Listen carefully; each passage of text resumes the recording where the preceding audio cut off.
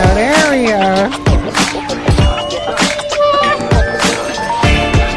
Happy Friday. How's everybody doing? We had some technical difficulties. Man, at the wrong time. At the wrong time. I was like, huh? What is going on? Man, it ain't no real. What's going on? Happy Friday!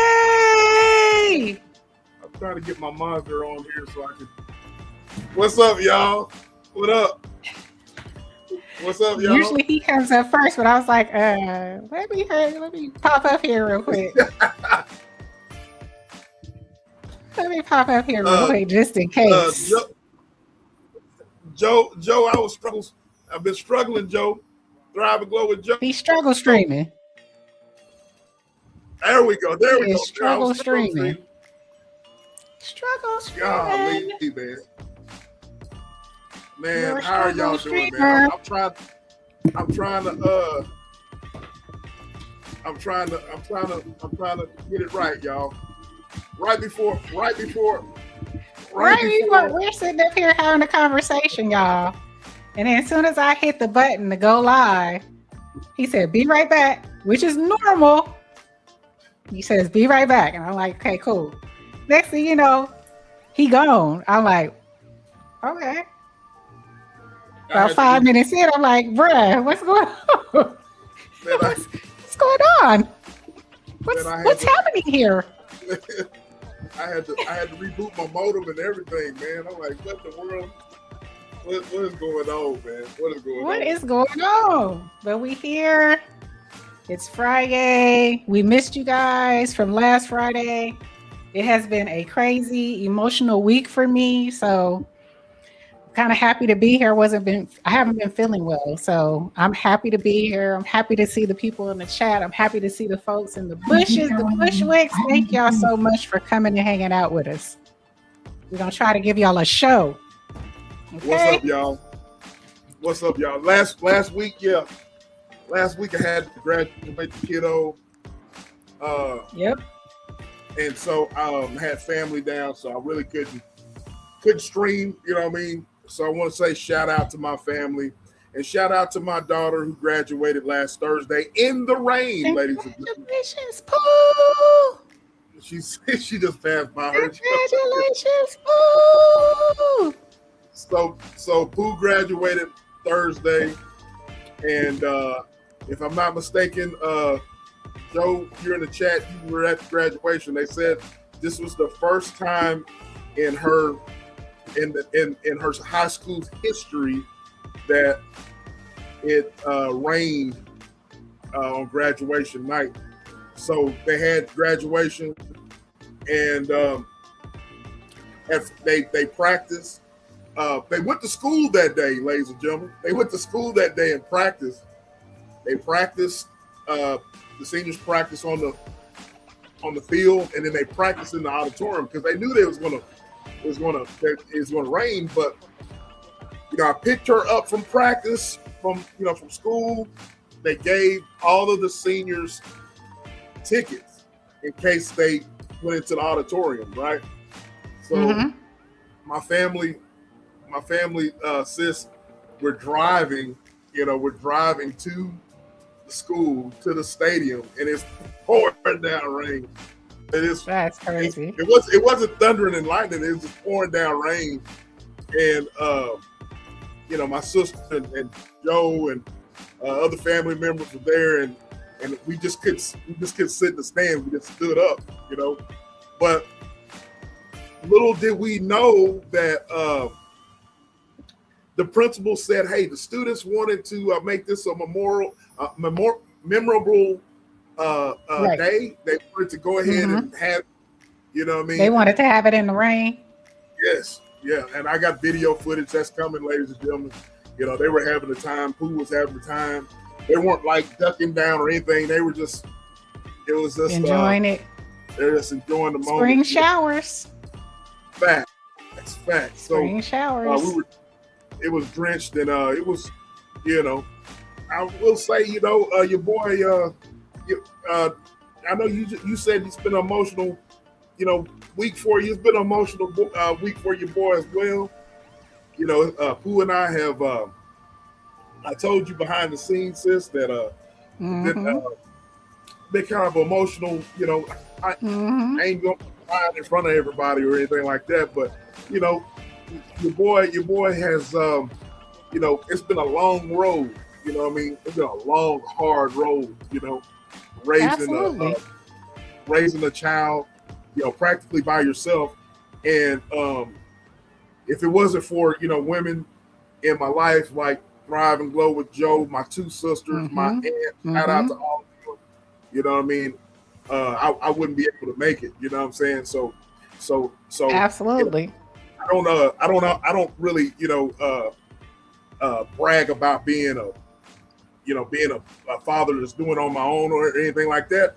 But it was just a proud moment for her because I know what all she's gone through. You know what I'm saying? So, but that's where we've been at, ladies and gentlemen. Uh, Yes. we've been spending time with family and been recuperating, trying to recuperate. You heard sis, she's been a little sick I've been under the under the weather, weather. and Yeah, I've been under the weather. so I I ain't been really to a had graduation in 8 years. right. I haven't The last one was 8 years ago, I think. Yeah. 8 years ago. Yeah, I think it was eight it's, years ago. Yeah. so I haven't. I really haven't. Yesterday was the first time I really slept in and just kind of like slept. It was just nonstop. So, but I really missed you guys, man. I really love getting in front of the camera. I really love entertaining. I really love laughing with y'all. You know what I'm saying? And Absolutely. this is something that Absolutely. the Mary We Hart love does. to do. We So love to yeah, do. Salute salute to to everyone. getting her over this threshold. Like I told you, Yep, before we get into our hot topics, I know y'all here for the hot topics and we are going to serve them up tonight. But facts. before we get there, like I told you, you have every right. You have every right to get emotional. You have every right to be in your feelings. You have raised a young lady, right?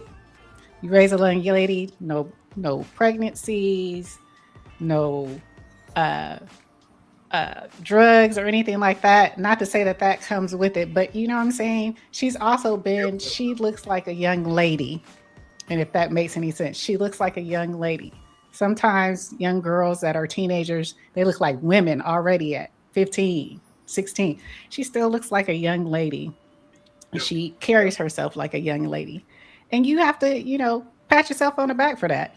You did what you needed to do as a dad, raising a daughter, and she has blossomed. This is just one part of the journey. She's going to yep, the next part of her journey. And like I said, that's another wonderful time for you to be in her life. She's going to need you yep. as a father, right? That next stage. So have your pat yourself, have your little whatever privately. You did good. You did And good. it was like a day or two after when you're by yourself or you're in your room. And I'm like, man, what in the Yeah. hell is going on? All this Yes. watering up and shit. I'm like, God, leave, man. So and then I had a conversation with her since I think I told you. She says looking up at me like my big old daddy is sitting here got tears in his eyes and stuff, man. But Yep. I'm really proud of her though, man. I couldn't ask for a better kid. It really is surreal, Joe. It really is. Uh, Seeing a kid, and y'all stay tuned. I got some videos and stuff. She's come a long ways, man. You know what I mean? So I'm proud of the kiddo. You know what I mean? I'm proud of her. So Absolutely. she's watching. She pretends like she don't watch us, but she watches us. You know what I mean? So She be in shout the out to Pooh. bushes. She be in the Oh yeah, bushes. she be in the butcher big time. So shout out to Pooh and shout out to all the kids that have graduated. Shout out to all the parents. That's Yes. what it's all about. That's what it's all about. The next phase of life. Yep. But I got home Some of training. them, Oh, go ahead, they go ahead. all need you. They all need you. Gonna need you. Yeah. We got home training. Yeah, I got home training. I'm gonna shout out the chat. Salute to y'all Let's coming shout up 'em in out. here, man. We're gonna have some fun tonight, man. Talk about some of this stuff that we got lined up. But let me scroll all the way up to the top, and so we can salute the chat. You heard the lovely Bestie. Welcome in. Happy Friday. Thrive and glow with Welcome, Joe. welcome. You heard what she said. Sis. Like, share, subscribe. Like, share, and subscribe. Shout out to the Bestie. The lovely Halima. How are you? Hey, love? Halima. How you doing, sweetheart? Good to see you. Good to see you. The lovely Who Dat and that beautiful. Who that? Wait a minute. Is Who that from New Orleans? That who that? I believe she is. She got to be from New Orleans. That who that? She got to be. So shout out to the lovely Who Dat. The attorney, Kevin Corporate. and Big Sis said it first. He is the attorney. Shout out to Kevin. Yes. For day one. He even has a name like an attorney. Kevin Corporate. Corporate. That's an attorney name. That's an attorney name. That's it. Thank you. V is she. There's cool. Hey, V is she. Good evening, V is she. Hey. How are you? Well, I hope. That's her. Get me. She gonna get. Well, I hope Cool Beans is in the house. What's going on, V is she? Hey. Who else we got up here? What else we got in here? Is in the house. Salute to you, Fenici. That's Fenici. Oh, that's Fenici? Hey, Fenici. What's going on, bro? Good to see you. Shout out. Ernest Clay, how are you? Hey, Thank you for Ernest. coming through. Welcome. Lovely Lisa J. Stocks is in the house. And salute to you. Hello. Shout out to Lisa J. Stocks. Shout out. Welcome. Who else we got up in here? Candy Cane Lane. How are you, sweetheart? Hey. And we got a bunch of content creators in here. B is she, Thrive and Glow with Joe. Candy Cane Lane. Who else did I miss? Did I miss somebody? Lisa J. Stocks. Up to each other, man. And support. So yeah. So yes, ladies and gentlemen, I am your host, SBK, and to my right is my sis. Who are you, ma'am? With the with those flat glasses you got on. Who are you? Who are you, ma'am? It is I. No, you didn't. It is I. It is me. It is she. It's just E from It's Just ETV. Hey y'all. Hey. You heard it. Hey, You heard it. The dynamic duo is in these streets. So y'all smash the like button, Absolutely. man. So without further ado, y'all see the lovely thumbnail there? Yeah. Ooh, we got a lot. We got a lot going on up here, man. Got Ray J getting his snot box rock. You got you got Umar. You got the 4'2" midget up in the middle right there. That George Floyd, I Can't Breathe. And you see Chud the Builder. Chud the Builder. And you see Cheyenne Bryant. We got some updates on that. You know what I'm saying? Okay. And so shout out to you, Lou Jenkins. So that's what we're going to be talking about. Lou Jenkins is in the house. Shout out to you, Lou. Hey, Lou. Shout out. So without further ado, sis. Yeah. What we got? Let's get into it. I got a poll already in the chat. Oh, wait. Before we start. Bushwick's Ghost Watchers. You know, I'm not going to forget about y'all. Y'all family. Y'all just don't show no love in the chat. You don't come down in the chat, introduce yourself. You know, Move around. Move some things in the chat. Have some fun. It's okay. It's We okay. respect y'all. We love y'all for Y'all love coming, y'all. showing up, watching us wherever you are on your phone, on your TV screen, whatever it is. All we ask is for that like. Hit that like button, that thumbs up, or thumbs down. It's whatever. We don't take offense over here. We don't take offense. Whatever you got to do, just hit something. Comment if you want to. But what we really love for you guys to do, and you can do it anonymously. You do it anonymously. Come on down in this here chat. Answer that poll. It's anonymous. We'll never know who you are. Just hit it. It's anonymous. In that poll, pause. Come on down in that poll. Hit that poll. Hit that poll. Make that move on that poll. And do us a solid. Make that move on the poll. Pause. Shout out to Candy Cane Lane for that live where she said she made a whole live about that. I thought it was about the poll. Pause. Shout out to Candy Cane Lane. Oh man. Shout out. So yeah, y'all Bushwick watchers, man, y'all vote, man. And y'all come up, vote. You know what I'm saying? It's anonymous. It's anonymous vote. We don't care which way you go. We just want opinions. It's all about having opinions and conversation. Speak to the left, swing to the right. It don't really matter. You know what I mean? So that's right. Pause. Anyway, so the poll question is, yes, Candy Cane Lane, that was an epic live that you had about. That's an epic live. So we appreciate I will read. Absolutely, Lou. Absolutely. Shout out to Lou. Shout out to Lou Jenkins. Shout out to Lou. So here is the poll question. That is, ladies. Yes. Should hate speech be protected by the First Amendment? Should hate speech be protected by the First Amendment? By the First Amendment.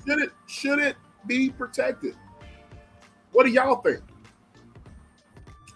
That's what I want to know. I want to know what the Tap In family think about it. Chud the Builder, who, by the way, he is chipping out. Dang, he chipping out. Ooh, you's a punk sissy. You is chipping out. Let me out. I need to be free, massa. I needs to be free. Don't chip out, bruh. You built for that in there. You built for that. Come on now. For real. But look, here's the thing about it. I did a lot of y'all were, I did a couple weeks ago when he first, it was like 3 or 4 weeks ago, right before he got arrested. I did a premiere video about him. Well, it really wasn't about it. It was basically about, and I talked to you about it, sis. It was basically about people taking up for him for having the right to speak. I kind of called out people like folks like Jason Whitlock, other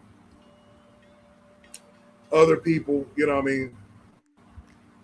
that have said that, hey, words shouldn't matter. You know what I'm saying? Words shouldn't matter. You shouldn't let words bother you, so forth and so on. Basically kind of excusing his behavior. You know what I'm saying? And so because of that, I won't go, y'all know what this guy has done. He's going around Memphis, right? Memphis, Tennessee. I thought it was Nashville. Nashville, okay. Yeah. Going all over. You want to come down to Memphis. Memphis, you going. Yeah, he might not make it out of Memphis. He know where he need to be.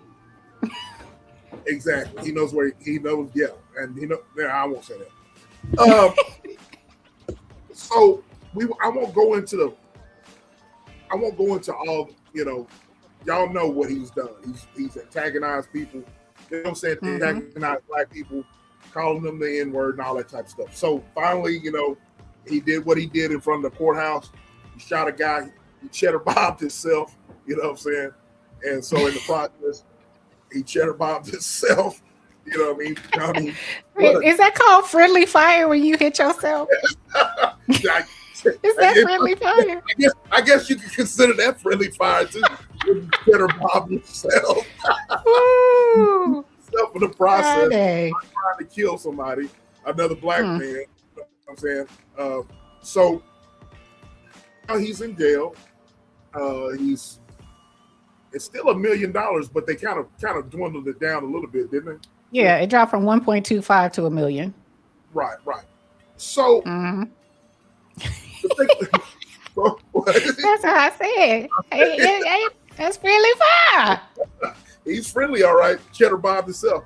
So here's the thing. Here's the thing, though. When you got somebody like that that's doing that, I'm glad you brought this this question. And you guys, I've already voted, and I'll tell you what I voted in just a minute. Okay. Should hate speech be protected by the First Amendment? Because this dude has done all this, ladies and gentlemen, it has caused a lot of other copycats. I got some beautiful bean footage that I want to share, and this is fair use. Ladies and gentlemen, we got the disclaimer. Fair use. We got the disclaimer at the bottom. Yep. And so I want to play this. I want to say shout out to my boy Willie D. This is something that he's reporting on. What's up, Joe Delaney? What's up, Joe Delaney? So this is Willie D. I got playing right now, and let's listen to what's going on right now since Chud has been arrested. And the title that Willie D has here says Chud the Builder is back. Copycats are running amok. So let's hear what he's got to say. All right. What's up, family? Ever since Chud the Bigot was arrested for attempted murder, there has been an uptick of uncivilized mutts trying to copy him. Yeah, fam, they're trying to behave in such a way that garners them some attention. You know, maybe they can shoot a black person, you know, try to get a free kill and get some free money while they're at it. Yeah, because you know, his Give, Send, Go account has exceeded $300,000. Yeah. America is really good at rewarding bad behavior. Remember the Confederacy? You remember they actually reimbursed slave owners after they lost the Civil War. They lost the Civil War and they gave slave owners reparations. They also gave reparations to businesses and those who were in the business of slave trading. Reparations. Yeah, fam. Ooh-wee. So America has a long sordid history of rewarding bad behavior. They also put these uncivilized mutts on statues, on school buildings. Yeah, federal buildings. Yeah, they tried to overthrow the government. They lost. In fact, they killed tens of thousands of Americans, right? They killed. And after everything was over, after the dust was settled, they said, okay, we're going to give y'all reparations for what we did to y'all. Not reparations to the people who endured slavery, but to their captors.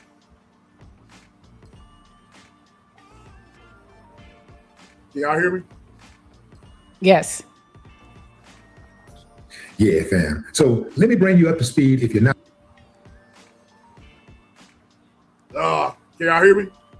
familiar Yes. with Chud the Builder. Check this out. Social media personality known as Chud the Builder finds himself in hot water testing the limits of our rights. In this week's Ask Lori Tucker takes questions about the case to legal analyst Greg Isaacs. Greg, thank you for joining us. Lori, it's good to be here. We are in the newsroom. It looks a little different right now. This is normally where we do our live stream every Wednesday at 1:30, and we decided to keep it in here for this segment because it's pretty appropriate when we're talking about a guy who is known as quite the provocateur on his live streams on X. And Let me just stop real quickly, fam. This woman called a bona fide racist, uncivilized mutt simply a provocateur. Chud the Builder, he is known as a rage baiter. Let's talk more about what he has done in the past and the trouble that he is in right now when it comes to attempted murder charges. Chud the Builder has a significant following on X, and he's a rage baiter. What he does is he'll approach pedestrians, use very salacious language, typically with a racial overtone, and then try to get a reaction. Chud the Builder, a.k.a. Dalton Ederle, took that little act outside the Montgomery County Courthouse in Clarksville, Tennessee. Just a few weeks ago. And he encountered an African-American individual that was a military veteran. were engaging in some words. The warrants say that Etherly took a bladed stance, kind of like this, removed a firearm from his jacket pocket and began to fire, injuring the other individual and also shooting himself in the arm. And he's charged with some serious criminal offenses, Lori. Let's go down that list. First, as I mentioned earlier, is attempted murder. Also, we have aggravated assault, employment of a firearm during a dangerous felony, reckless endangerment with a deadly weapon, and his bond is set at $1.25 million. Why such a high bond? Well, because, you know, one of the main factors in a bond is to reasonably assure someone's appearance, but also to ensure the safety of the community. And one thing that the judge focused in on was that all the people in that courtyard area, there were several bystanders. Bystanders were. Okay. Can y'all hear me? Yes. Y'all hear me? Okay. We'll stop sharing for right now. So right now, you know, you got dude, that gives you a little backstory on that. All right. So remember the question, should hate speech be protected by the First Amendment? So later on in the, you know, in the video, Willie D, he talks about some guys that are popping up doing the same thing. One particular guy tried this and he was unalive. So wow, that dude is looking at yeah. So here's the thing. I said, here's my answer. I'll give you my answer. Should hate speech be protected by the First Amendment? Yes or no? I said it should not be protected. Hate speech should not be protected. But will it be protected? Probably. I don't know. You know what I mean? But I said no, it shouldn't be. Because the simple fact is when you have hate speech, it's just going to cause other people to when you set the bar of hate, you know what I mean, other people are going to try to top that. You know what I mean? You got this guy going around, you know, he's threatening black security officers, security guards. You know, he's maced folks, pepper sprayed them and all this type of stuff. So when you're going around doing that and you're setting a bar of hate and this dude has gotten arrested, you're going to have a bunch of copycats that are just going to try to top that. They'll see what they can get away with. So I really don't think that it should be protected. There needs to be some sort of some boundaries set. Shout out to you, B-Rob. Salute to you. Salute to you, Hey, B-Rob. B-Rob. Salute to you, bro. Y'all are lit in the chat. V says if you tell fire inside of a building, fire, that's inciting a crowd riot of sorts. I do believe. I agree. I'll read y'all's comments. Ernest says, "Wow, that dude is looking at some time." We're going to get into that. Speech is consequences from that speech is not. That is interesting right there. We'll come back to that. Pete gave reparations to the people in the border states like Kentucky that didn't give reparations for the Confederacy. He's always putting out bad history. Absolutely, that's the point of the First Amendment and who we are and who are the people who will decide what hate is and what it isn't. Lou says, I think all speech should be protected, but hate behavior should be punished to the full extent of the law. You guys are lit. Ernest also says, yeah, but one man can't take the freedom of millions of Americans away. I agree. I got you. But don't you think there should be some boundaries? What do you think, sis? I've been running my mouth. What do you think about all this? So for me, I had to sit with it for a little bit because, you know, you've been seeing this back and forth. Yep. And I had to really look at, because I think I said one show that there's a difference between free speech and hate speech, but really there is not. Per the Constitution, there is hate speech is included. It's wrapped into the Constitution, our First Amendment. It's wrapped into it. Now, people use it wrong because the Constitution protects you from government punishment for protected speech. So you can't just go up generally to the government or to a government official or, you know, things like that. It's usually protected. It's protecting the government from punishing someone for their free speech. That's what it consists of. And that could mean hate. That could be, you know, racial slurs, all those things. So I had to sit with that and realize that, you know, there's a lot of folks that you can say things and it can be hateful, right? But what you can't do nowadays, or what people fail to realize, is that even though you have the right to say what you say, there are going to be some repercussions. And I think that's where they miss it, because, okay, so it's protected, but it's not protecting you from keeping your job. You could lose your job. You can lose sponsorships. You can lose donations. A business can refuse to work with you. They can refuse to allow you to, this is why private companies have policies against it. That's what I'm saying. You could lose your job for it. So I think they don't understand, because they're like, it's free speech. Yeah, but not at your job, right? You don't get to antagonize people like you do, like some people are doing. And I think that's where they miss it. It's uncomfortable to hear, but for me, it's like, if we start just saying, oh, you can't say certain things, or you can't say that, then where's it going to end? That's my fear of when do we have the right, when is it going to stop? They may say, you know, me and you going back and forth, I may say something hateful, and then, oh, you can't say that. That's hateful. That's hate speech. You know, so it's a slippery slope. It's just a slippery slope. The way you put it, that makes sense. I want to read. Oh, okay, I want to change my answer. It's just a slippery slope. You know what I'm saying? UNVC and the brother Ernest, y'all are. I'm just thinking that, you know, V was talking about consequences. Speech should be free, but those consequences that come with what comes out of your damn mouth, as my mama and my mama used to say, don't let your mouth overload your ass. You know, don't let your mouth write checks that your ass can't cash. Because the thing about it, I said it on my video. I said it on my premiere video. And my premiere video was really not about Chud. It was basically about people who were excusing his behavior. You know what I mean?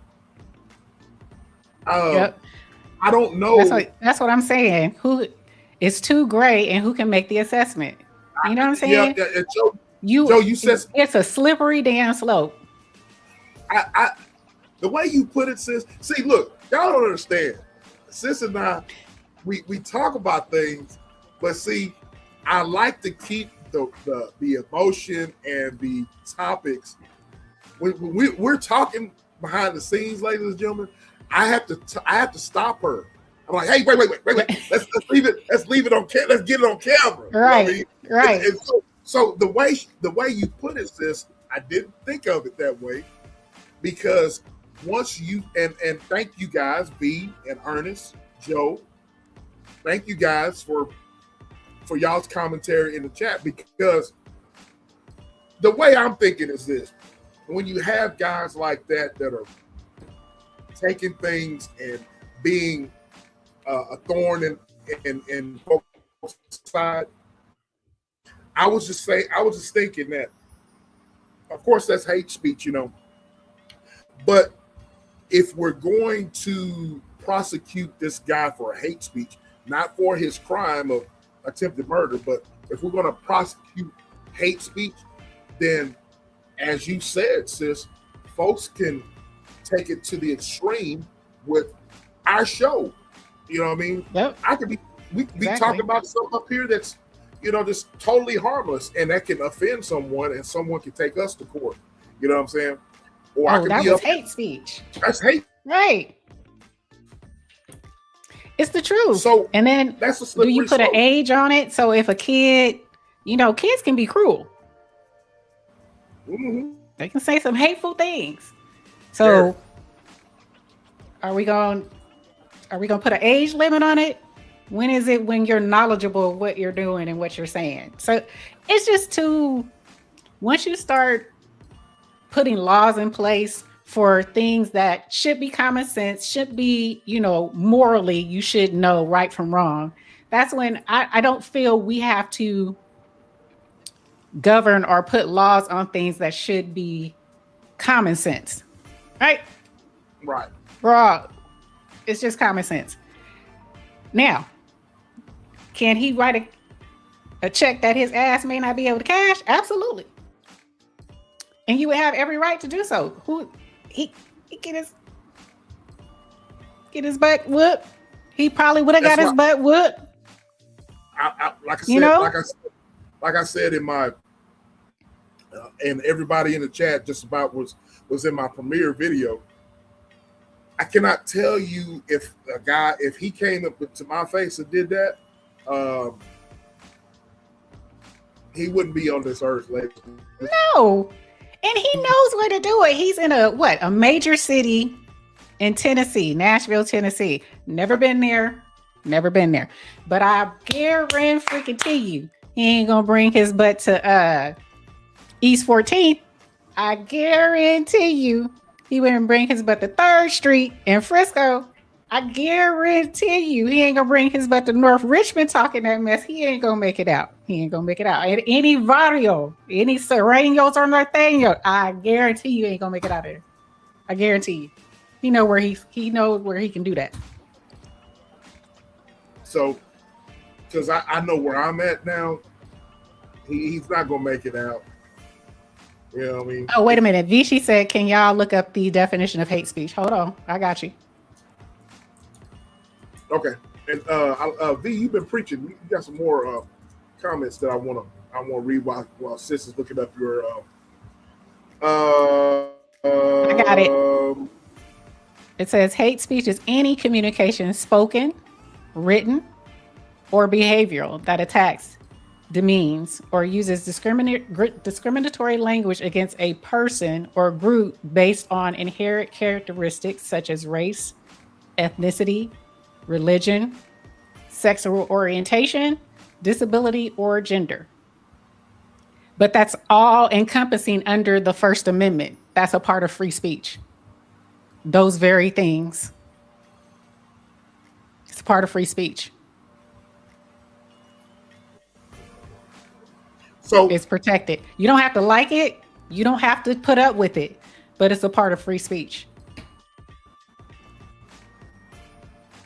I like what B says. She says free will is a hell of a thing, and some ish should not be spewed. Exactly. Absolutely. I totally agree with you. But I've gone on some tangents in my younger years. Thank God there was no social media. Thank God there were no cell phones to capture me to some of the words that I have said to other people. I might have been considered a chud. I will say this here. Because when I get mad, I don't hold back, especially when I was younger. Younger E did not hold back on the word spelling. Younger SBK was a menace. Almost cost me my entire life. Ain't that right, Joe? Yep. Ain't that right, Joe? Okay. Attacking someone should not be okay. Absolutely not. It should not be okay. But attacking is not words. Attacking is physically putting your hands on someone, right? Not words that come out of your mouth. Well, could that be considered? Words hurt. Words hurt as well, too. Could that be considered? Yes. Okay. Verbally attacking, but you have to, do you verbally attack back, or do you put your hands on someone? Then is that equal force? Is that equal? It could. You know what I'm saying? It could be slap the shit out of somebody. And this hand right here, this big old hand might be. It gets a little twitchy right there. Okay. Slap the shit out The of younger y'all would have had to tighten up there, huh? Yeah, but I mean, I'm just saying, when you're young, you do dumb things. This man is a grown man, though, acting like a kid. You know, going around saying the things that he's saying because of he wants attention. He wants virality. He wants money because he can't afford to work anymore. I think they said he quote unquote lost his baby mama. The baby mama said that because of the way he's been handling himself, she wants to change his son's name, son's last name, so his son won't be associated with him. So there's a lot of things that are, you know, he's doing all of this for a reason. Thank God he can't get access to the, what is that? Ghost, what is it? It's not GoFundMe. It's, what is it called? It's kind of like a GoFundMe, the one that has the money. Oh yeah, I know what you're talking about. Yeah, I know what you're saying. Send Fund Go or Fund Send Go, some mess. Right.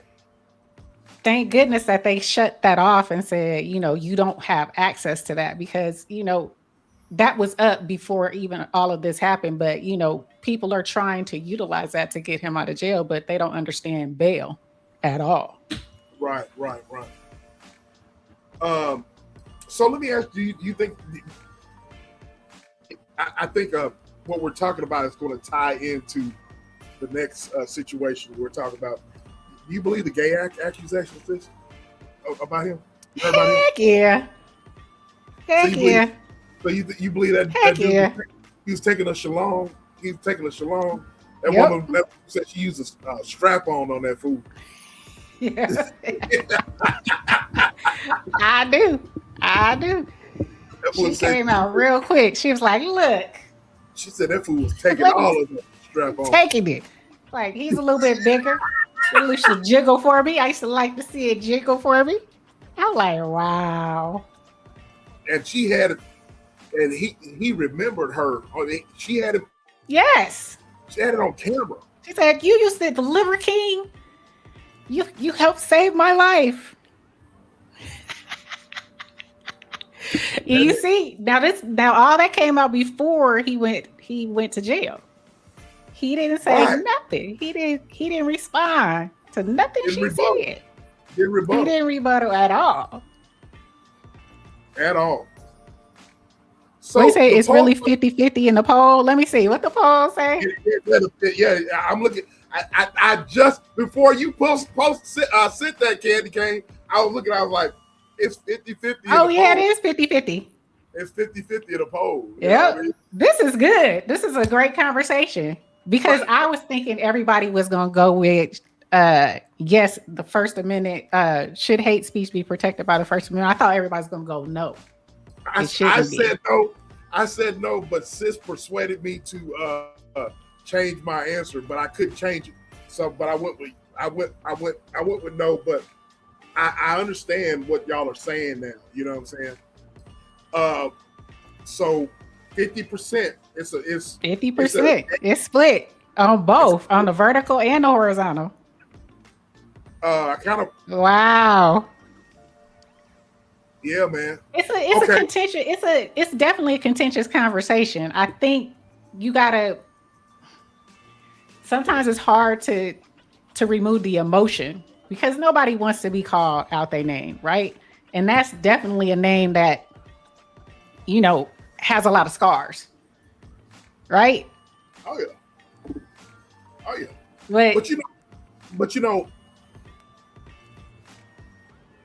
Leading into the next subject that we're going to talk about, some things are not to be played with, and some things. Now, I'm gonna say this here, ladies and gentlemen. You know, I can't be like some of these dudes from. I can't be like some of these dudes, whatever. because I know me. That dude would not be enjoying this earth at all.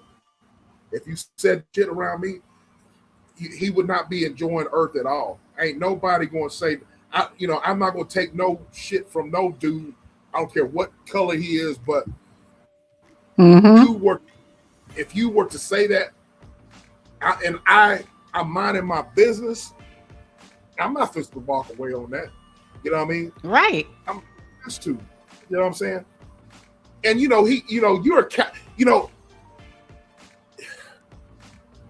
most of these folks are cowards anyways. He's all bleaked up, you know what I'm saying? He knows he's bleaked up. You know what I mean? Oh yeah. He's bleaked up and he's hiding behind the bleaky. So that goes to show you what type of person he is in the first place. You think the average person is going to sit there and say some shit like that and not be bleaked up? You know what I mean? Right. Come on. He's bleaked up the whole time. But he knows what he's doing. He's he's a coward. Yeah. He is. He's a straight up coward. That's why I love to see him in there. This is where your free speech got you. You had the right to say it. Now look where it got you, because you pulled out the bleaky, had some friendly fire. You a bad shot, bro. You a bad shot. Cheddar Bob ass. Bad shot.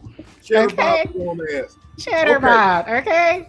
Okay. And now you up in there, but they got him in solitary confinement. They can't put in gin pop. He ain't gonna last that long. Nah, he gonna chimp out. He gonna bend it over. He gonna bend it over up in General Pop. I guarantee you. And somebody gonna take it. He in high power. He in high power, okay? Somebody gonna take it. Exactly. Cheddar Bob, yeah. Okay.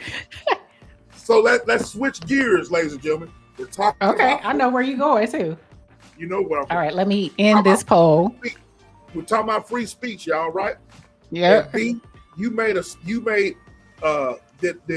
sister, you had hold on. What I do? You highlighted something that V is cooking. We need to give her the role. Oh yeah.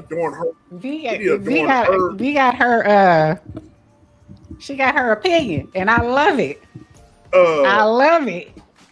Now, because everybody's entitled to their opinion. Hell no if your free speech if you're going to use it to attack me for being a black woman. Okay, we're going to get into. Now we didn't say you can't snatch it. You know what I'm saying? We didn't say you can't snatch his back. You said, V, I'm trying to find it.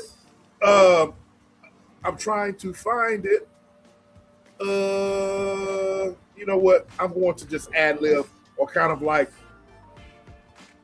okay, I can't find it. But what we're going to get into is this. What we're going to get into is this. You wrote in the chat, ladies and gentlemen, if y'all are engaged in the chat, and I love the full participation we're doing. V was talking about comedy, about comedians. How many of you guys saw the roast, the Kevin Hart roast on Netflix? Did y'all see the Kevin Hart roast? I did not watch it. I didn't watch it. I saw little clips. Clips of everything. So did I. Yeah. I want to know what y'all thought about that. You a 4'11" girl, so you 4'11". You a little firecracker too. Who's 4'11"? My daughter's 4'11". B. She said I'm a 4'11". Oh Lord. B, did you know my daughter's mom? My daughter's is 5 foot. My daughter's mom was 4'11". Oh my God. You just a itty bitty. She KC size. Well, I think KC is a little taller than that. Yeah. My daughter's 5 foot and her mom was 4'11". You know what I'm saying? But she was sticking all Visha, you come up to my hip. She's fun. You come up to my hip bone. B is fun size. Cool beans. He's fun size. Okay, so anyways, Lou says I always tell them to stop talking to their father like that. Cat Williams, Ether Kevin with the truth, and I enjoyed every minute. It was okay. It was okay. Not really funny. Cat Williams dominated. Think about all the foul-ish black comedians say about white MFs, but the joke was inappropriate. We're gonna get into it. She's fun size. B is fun size. Lou. So we got another poll in the chat. There's another poll. Pause. Another poll question. So if y'all watched it, so the poll question is: can a roast still have boundaries? Yes, no, depends, not sure. Can a roast still have boundaries? Yes, no, depends, not sure. So a lot of y'all are telling us what y'all felt about that roast, that Kevin Hart roast, right? Mm-hmm. I did not watch it, but I just watched enough of it. All right. And there was some jokes made, and I got some bean footage. There were some jokes made, and I want to know how y'all all feel about it. All right. There were some jokes made about George Floyd. Right? Some jokes made about George Floyd. And let me play something. And let's start with this one right here. And shout out to Poetic Flacco. Shout out to Poetic Flacco. Y'all go sub up to Poetic Flacco. And because of taking over the game. He really is. He really is. Kevin Hart just pissed off black people again and reignited the hate mob against them. Now, his response, I personally don't have a problem with. I just don't think it was smart at all to do. He came on specifically to respond back to the recent backlash he was getting because George Floyd family has made it pretty clear they not rocking with Kevin at all. And they made it clear during an interview with Lauren LaRosa when they brought up the Kevin Hart roast and they brought up how Tony Hinchcliffe during this roast, as well as other roasts, disrespected George Floyd, made fun of George Floyd, made George Floyd the subject of discussion when, George Floyd was not in the room, and a roast is supposed to be a roast of the people in the room. Now, he made this clear while talking to Lauren LaRosa, and George Floyd family also did an interview with TMZ. Thank you for joining me. I feel like we always have to have conversations around these things. So, yeah, I think, sometimes the conversations are needed for people to hear from you guys as George Floyd family firsthand. So yes. I know you had saw some of the comments that we get made at the Breakfast Club in response to Tony Hinchcliffe and the George Floyd joke that was, said at the Kevin Hart roast. You've done good, though, Kevin. The black community is so proud of you. Right now, George Floyd is looking up at us all, laughing so hard that he can't breathe. And you wanted to kind of talk a bit about that. So just let me know, number one, did you watch the roast just as a Kevin Hart fan, or did you hear about it afterward? I heard about it afterwards, and I understand a roast. Let me just clarify that. I understand a roast, and from what I understand about a roast, it's about what you joke about that person specifically. So the reason why I felt kind of uneasy is because I was trying to figure out what did that have to do?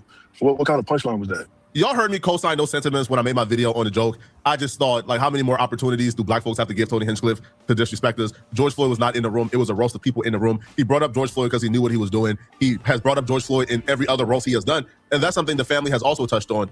This man keeps on bringing up George Floyd to disrespect him. He has this weird obsession with George Floyd. And quite frankly, I think the weird obsession comes because he understands that it's going to piss off black people. And that's his aim when he does these things. He wants to piss off black people. He can't thrive without us. He wants our reaction. And yeah, this time it worked brilliantly. All right. We are calling it out because, at what point is enough is enough? So the brother does speak on that. He does touch on how Tony Hinchcliffe made a George Floyd joke during the Tom Brady roast. And I'm speak from my point of view is comedy. A roast is a roast is about that one person. Comedy is to make people, laugh and enjoy themselves. It's not supposed to be where you type of way after you leave the room. You're supposed to leave with healing and happiness, and that wasn't the case. And I'm not. Okay, so let me jump to where Kevin Hart is on the Breakfast Club, and he's explaining himself. All right. You kind of understand his response and understand his frustration of, hey, I didn't make the joke. Why y'all mad at me? Yeah, the George Floyd joke, it wasn't a tasteful joke to our culture, to our audience. But our audience that's watching the roast, if you're watching the roast, you get why they're doing it. You get why the racial humor is is on the table. Like, it's not, I wasn't shocked. Like, that's what they do. Go look at the Tom Brady one. Like, that's what they do. It happens every year when they do a roast. It's not new. This isn't a new, it's not a new approach to comedy. When he went too far when he made it. It's Tony Hinchcliffe. Yeah. Like, I don't expect less. I don't expect more. I feel like you're saying going too far is the point. I don't know if words. Yes, I mean, that's why you're there. And I hate to say this, but I'm going to because we're being honest. People are talking about that joke. Talk about the set. Tony Hinchcliffe arguably had the best set. People did not like this at all. Now, if he honestly feels this way, it's his right to say it. Me personally, I did not think that Tony Hinchcliffe had the best set at all. I think that Chelsea Handler, his op, had a better set than him. I think Lizzo, now hers was underrated. Now again, I wouldn't go as far as to say she was better than Tony Hinchcliffe, but hers was underrated. The black guy who roasted Kevin Hart, I don't know his name. He to me had a better set than Tony Hinchcliffe. But Kevin Hart obviously has no problem with what Tony Hinchcliffe did. We now know, by the way, that like Kevin Hart and the producers actually got a chance to hear all the jokes beforehand. So Kevin Hart got a chance to hear the Tony Hinchcliffe George Floyd joke, and he approved it, right? So y'all hear that? So he heard it before it all went live. He knew that Tony Hinchcliffe knew that he was going to say all this. So, with that being said, ladies and gentlemen, how far is going too far? How far is going too far? Can a roast still have boundaries? As Sis put the question in. Yes, no, depends, not sure. We have let me stop sharing here. There's a man that lost his life. I'm gonna go into the whole. My peers in the building. Alice is in the building. Hey, Alice. I was waiting for you to see it. How are you, love? Thank you for coming through.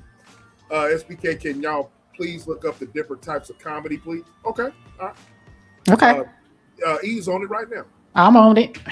So here's the thing. We all know, man, during the COVID era, what happened with George Floyd that caused a bunch of social unrest. We all know what happened, right? I said what I said is in the building, Queen Fancy is in Miss Fancy in the building. Hey, Miss Fancy. Happy birthday to I said. When was your birthday? You just had, birthday was, what was your birthday, Queen Fancy? Happy birthday to the Queen. Happy birthday. When was your birthday? Shout out to the Queen Fancy. You fancy, huh? You're fancy, huh? Tomorrow is her birthday. Gemini. She's a Gemini. So, shout out to Queen Fancy. So, I want to know what y'all's thoughts, man. Look, not only did they make jokes about George Floyd, but I want to play y'all something else. While Sis is looking up different. I already got it. You already got it? Yeah, I already had it. Yeah. Okay, but before you play that, Sis, Umar. Now look, like what you say about Umar, I don't really care for him. Get the cash out. Get the cash out. Donations. Get gifts. Donations. Get gifts. Donations. King Kong consciousness. Yeah. Like him or don't like him, but he was on the Art of Dialogue, and I have it right here. He's breaking down a lot of jokes that went on that roast. All right. And I want to play some of it. I'm not gonna play the whole clip, but I want to play some of them, y'all. Do I have it here? Yeah, here it is. I want to say shout out to the Art of Dialogue, and I want to say shout out to Joe Delane and It's Just ETV.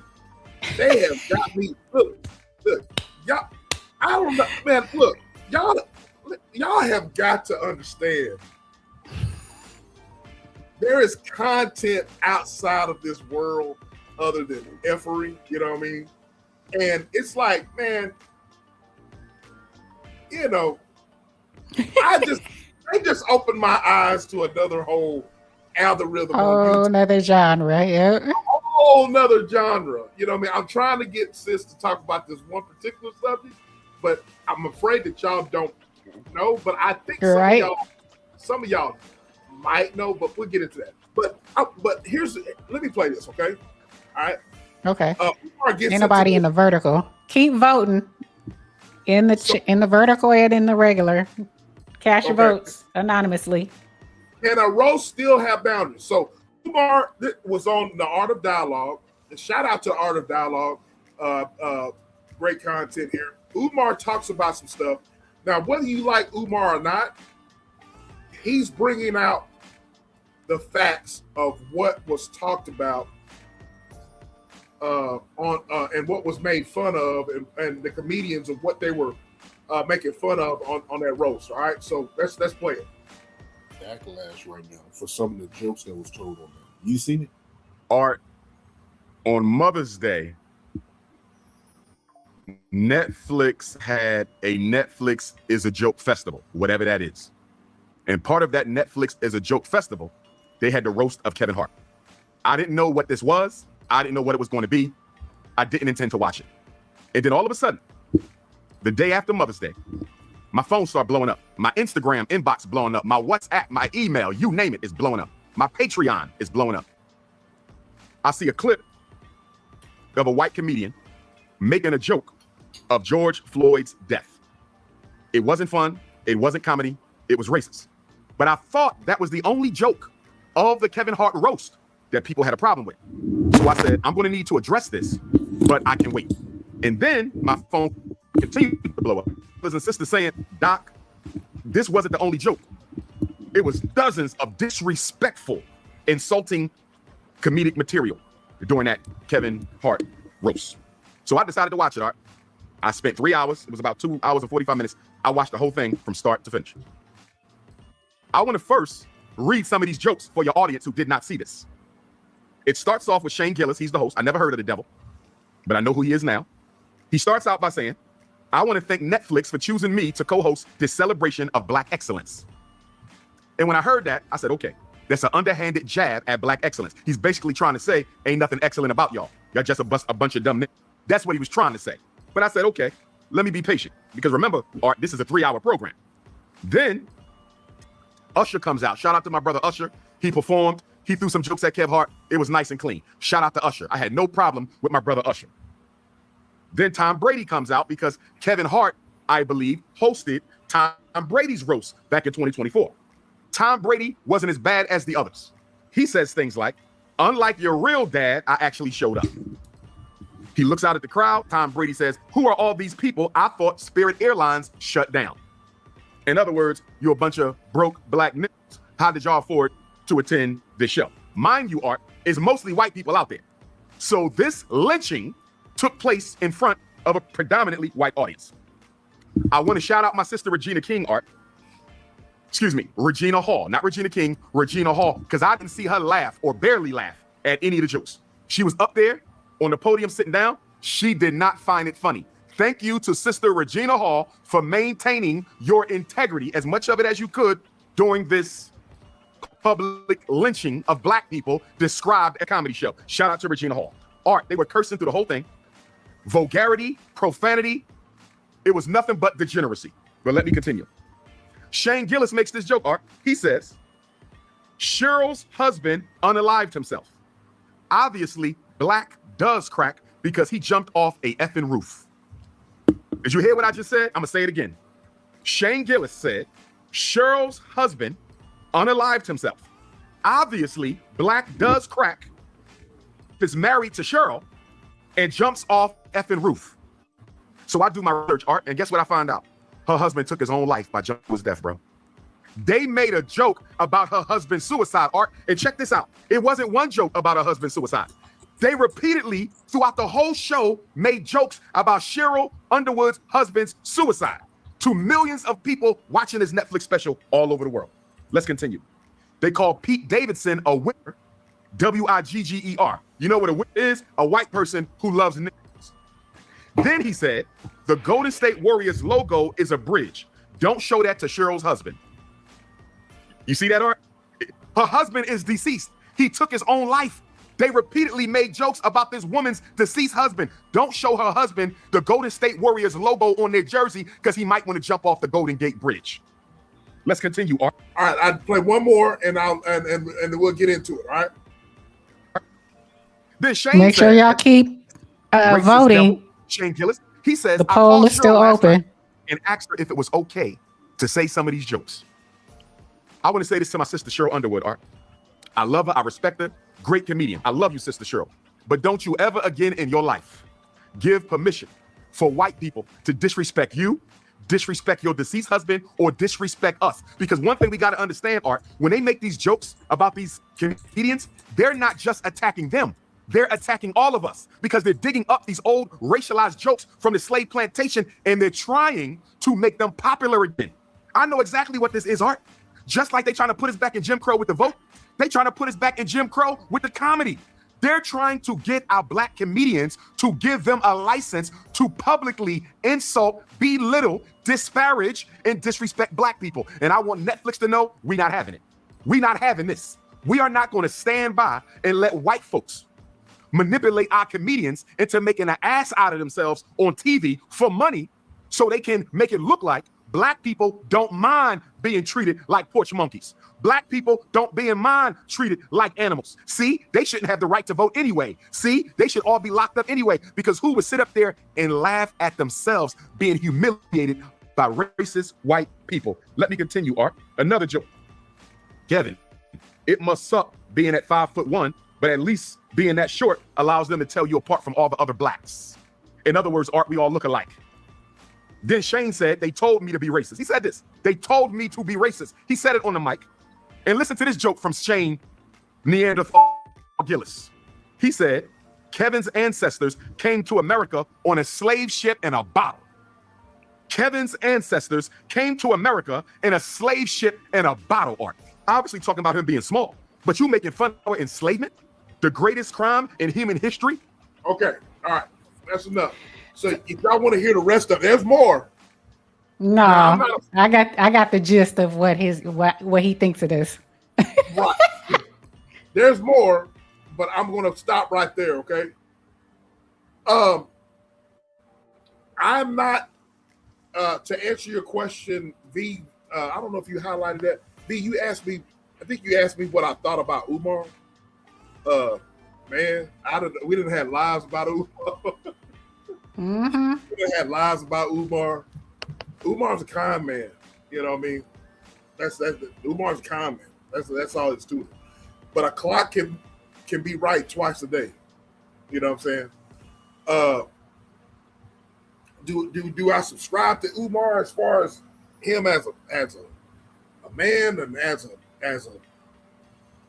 absolutely not. But some things I do agree with. Some things I think he's full of shit. But the purpose of me playing that was to answer about free speech, about comedy, about where you draw the line when it comes to comedy and what's not funny. You know what I'm saying? So the question that Sis put in the chat, y'all, can a roast still have boundaries? Y'all vote. So Sis, what do you think? I done ran my mouth. I'll give my take. Go ahead. No worries. I'm going to answer Via She's question because she asked me to look up the different genres of comedy.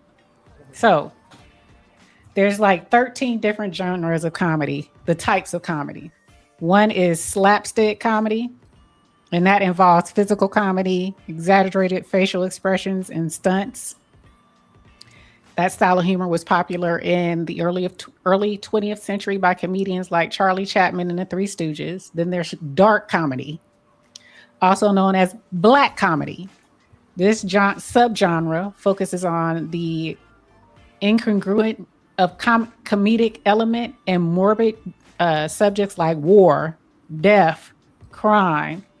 The style of dark humor is seen in works of writers like I don't even know who this is, so I'm not even going to say it. I don't know these filmmakers. The other one is self-deprecating humor. Self-deprecating humor focuses on the shortcomings of particular character or performer. Stand-up comedians like, Rodney Dangerfield, I remember him. Self-deprecating humor. Romantic comedy, I think that we all know about that. High comedy, this is highbrow form of comedy. It's exemplified in works like Oscar Wilde's The Importance of Being Earnest. Then there's situational comedy. Situational comedy draws humor from relationships and dynamics between reoccurring casts. Parodies, we all know parodies. Spoof existing works through imitation and exaggeration. There's surreal humor, a form of humor focused on absurd situations that defy logic and reason. Tragic comedy. Tragic comedies combine comedic elements with serious subjects to explore different aspects of human experience. There's a farce.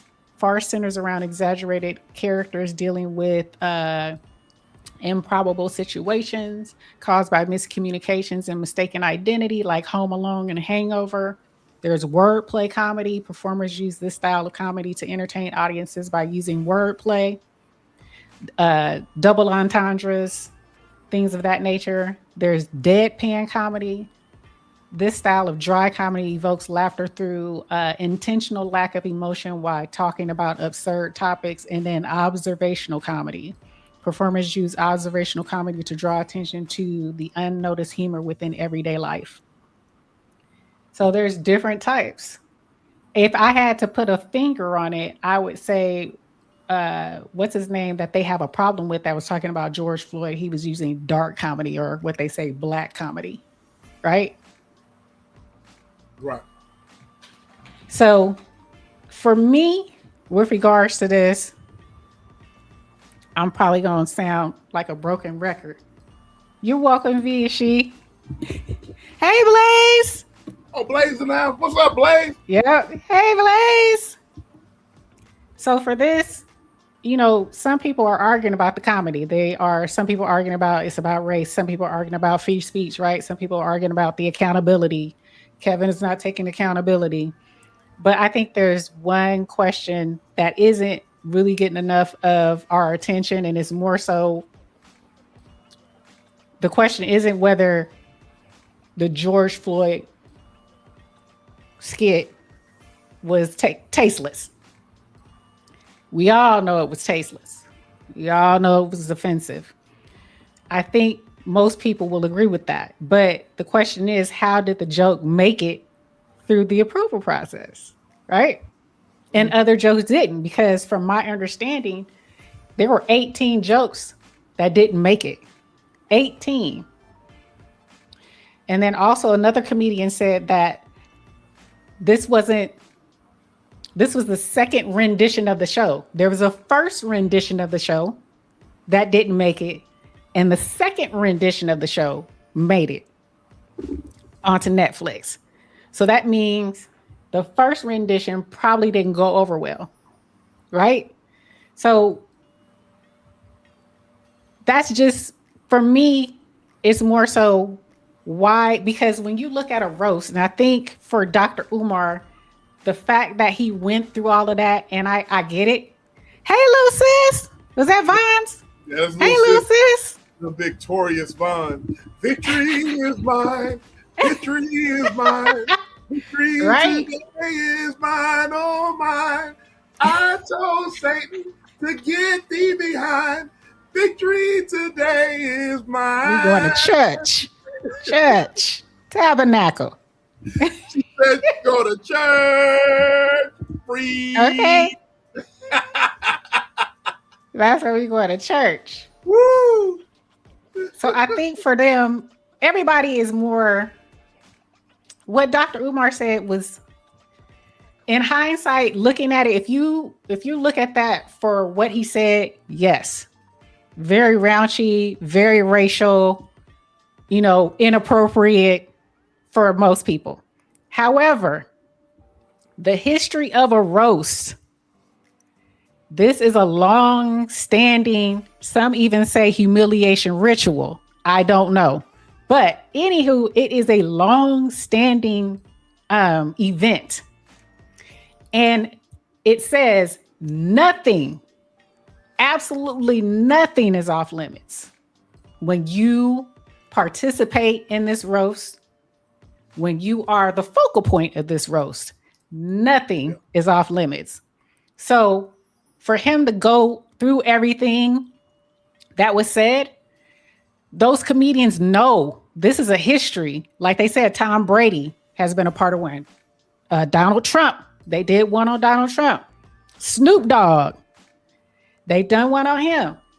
It's been a whole long list of people, and nothing is off limits. Being racial is nothing is off limits. Going back decades, Dean Martin, decades, Sammy Davis Jr. Exactly. Yeah. They talk about Jews, Mexicans, blacks, everything. I get, like I said, I get where they're coming from with George Floyd. He wasn't in the building. He has nothing to do with this. That's something that, you know, with regards to Tom or whatever his name is, Hinkle, I don't know what that's about. This was Kevin Hart's show. He produced it. He knew every joke ahead of time. He admitted it. He removed 18 things. So why wasn't this one taken off? Because he approved it. Yes. He approved. Why did he approve it and not? Why should it have been 19 things taken off? Why did he allow it? Did he allow it because of the person who was going to say it? You know what I'm saying? I don't know. I don't know. For some reason. He approved it for some reason. That's the question of the day for me. It's not with regards to was it offensive. It was because he didn't have anything to do with it. But that roast in itself is raunchy. And if you don't want to be there, don't buy the ticket. Don't look at the Netflix special. Don't go back decades and look at any of the other roasts because it's all raunchy. It's dark. It's everything. So it is what it is. But I do agree that the George Floyd piece of it was, I don't even understand why that even made it on to the cut. Hey, Riders, Rachel's in the house. Hey, Rachel. Hey, Riders. How are you? Approval team. No, it wasn't no approval team. Kevin approved he approved it. This was his production. He approved he knew everything that was going to be said. Everything. Yep. Not his team, him. I'm just going to say this here. I didn't watch it. I just watched clips of it. Of what is basically has gone viral for the past week and a half or whatever. And I'm just going to say this here. This might be unpopular, and I agree with what you're saying, sis. Everything you're saying, roasting has always been there, but to this level of there wasn't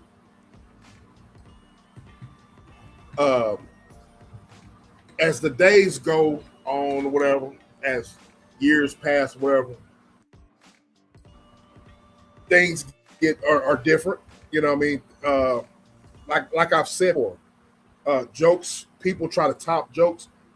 People take things to the edge. People also take things as far as they can go. They take things as far, far, dark. I've always said this. Some things are just not funny. That's just me. Some things need to be left alone. I'm with you. If you I didn't watch it. No. Whenever I heard about it, and I was like, I ain't watching that shit. I'm not watching all that. You know what I mean? I watched clips of it. You know what I mean? Because of content creators reacted to it, but I'm not watching that shit. You know what I mean? I'm not watching any of that. Here's the thing. People these days, so that's why everyone mad at you. Yep, that's why. Yep. I think his interview, Lil Sis and chat and everybody in YouTube land, that interview came off as disingenuous, and he basically like you said, sis. He said, "Look, I knew about." He doubled down. He did. He doubled down. He knew about all that. Absolutely, it was unnecessary, Alice. So I'm just going to say this again. Some things are just not funny. What if George Floyd was your brother? What if that was your son? What if that was your loved one? And your loved one was nationally and worldwide known. Y'all not listening to me. Is this thing on? Y'all listen to me? The way that man died, that was worldwide. Did y'all hear about the black dude that they did like that in Ireland? Did y'all hear about that? It was a George Floyd like situation that happened in Ireland. Did y'all hear about that? Look it up. There's a George like, and this happened recently. Did y'all hear about that? Y'all look it up. It happened in Ireland. Oh, exactly. I said what I said. So, same type of situation. The dude was shoplifting. The dude was allegedly caught shoplifting, and the police did him the same way that George Floyd was done. Y'all look it up. Absolutely. So what I'm saying to you is that our society has a case of just being downright apathetic towards situations that happen. You know damn well if that happened to you or your loved ones, if it came and it hit home, the shit would not be funny. They were making fun of Cheryl Underwood, making fun of her husband that committed suicide. But she didn't care though. She did not care. She came back and she hit everybody. She did.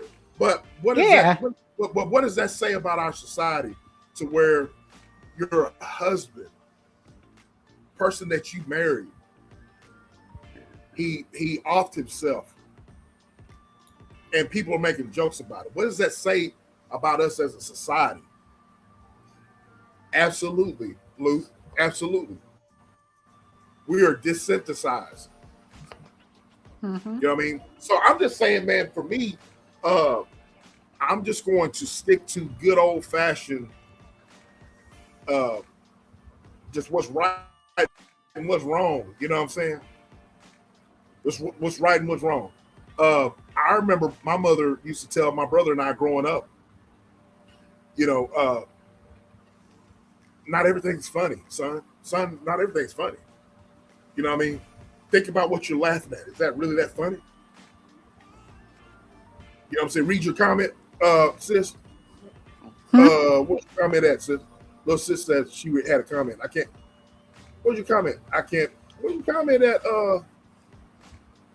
She said she told me to read. She said read my comment. What was your comment at? Oh, okay. Do y'all think Kevin is a coon like people say? You want to go first? Or you want me to go? No, go ahead. I mean, coon is such a strong word. I would say that he has coonish ways. You could say, how about this? If it walk like a duck, talk like a duck, it's usually a duck, right? It's usually a duck. I just think that at this point, when you get so high and you get into certain spaces in Hollywood and acting and entertainment, period, you are going to become something. Very few get through Hollywood or that genre, that industry, without being something, without giving up something of their soul. My personal opinion. So, coonery. Vaughn, you should already know what I think. Vaughn, you already know what I think. Y'all should already. You had jumped off for a second. Oh, what do you say? Raccoon, the raccoon tribe. The raccoon tribe, to be exact. Okay. Vaughn, you asked that question. You already know what I think. You already know what I think. So that's, Right. Look, I'm not going to.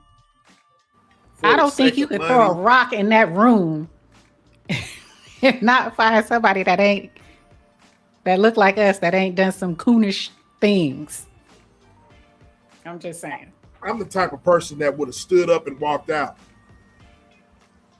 and dared somebody. I mean, I wouldn't have went anyways. I wouldn't have went anyway. But yeah, that's just that type of comedy, that roast. If you can't deal with stuff like that, then don't even attend. They're not going to change it, and they shouldn't. It's been in existence for decades. So if you don't like it, don't attend. Don't watch it. I did a whole live on that too. I did a whole live on Can that. y'all look up the definition of coon? Oh yeah, you did.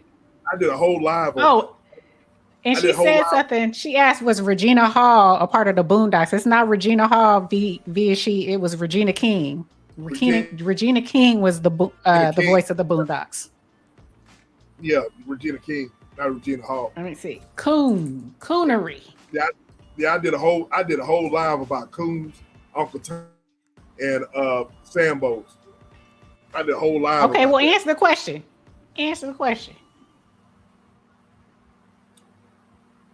What is a coon? Go ahead, read it, sis. So it's a very derogatory slang. It is highly offensive and extremely derogatory racial slur used against Black people. The term has its roots in 19th century minstrel shows and caricatures. It is also occasionally used as a disparaging term for Cajun people, often spelled coon ass. I didn't know that part. Yes, Uncle Tom was actually the hero of the story. I did a whole live about that. I did a whole history lesson about that. Yep. Uncle Tom was at hero. Y'all go Uncle Tom's cabin. Uncle Tom was actually the hero. He was the guy that was helping out the slaves. It was the Sambo who was the real coon. I said what I said. I did a whole 2-hour live, and me and I said what I said. Did the last hour of it.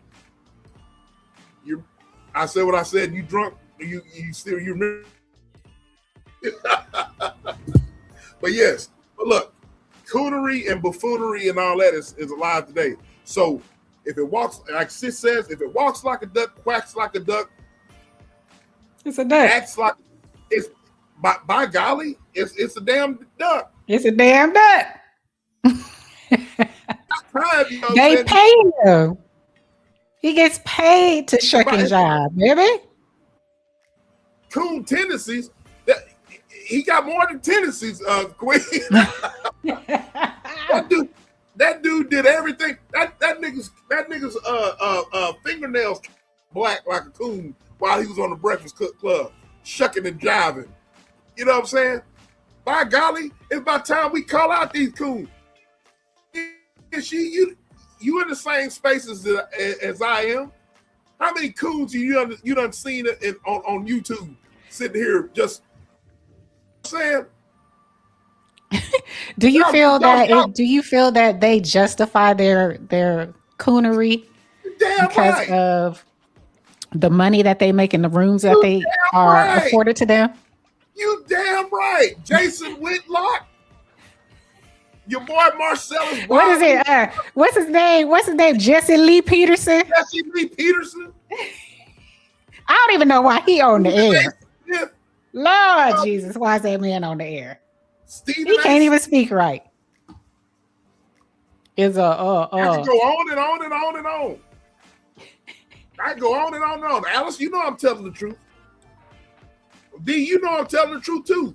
Y'all know I did a whole damn live on that. Should I do a part 2? Hell, I start to put a bunch of coons in. The faces of coons, the many faces of coons. Hell yeah, I started to have a video of having all the prominent coons in this country. The many faces of coonery, as the coonery turns. You damn right. It is a coonery sector. You know what I mean? But I me and Sis are not a. But wait, okay, how you feel? Okay, we got to jump back real quick, real quick, because you just said something. There's a coonery sector, right? Now, how do you feel about the coonery sector? There are some people in the coonery sector that are now coming out against Chud.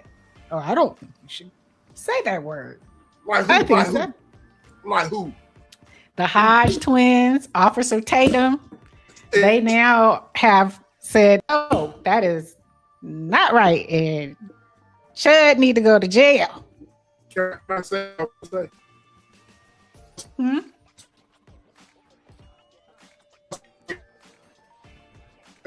Oh, I can't hear you. Is that me?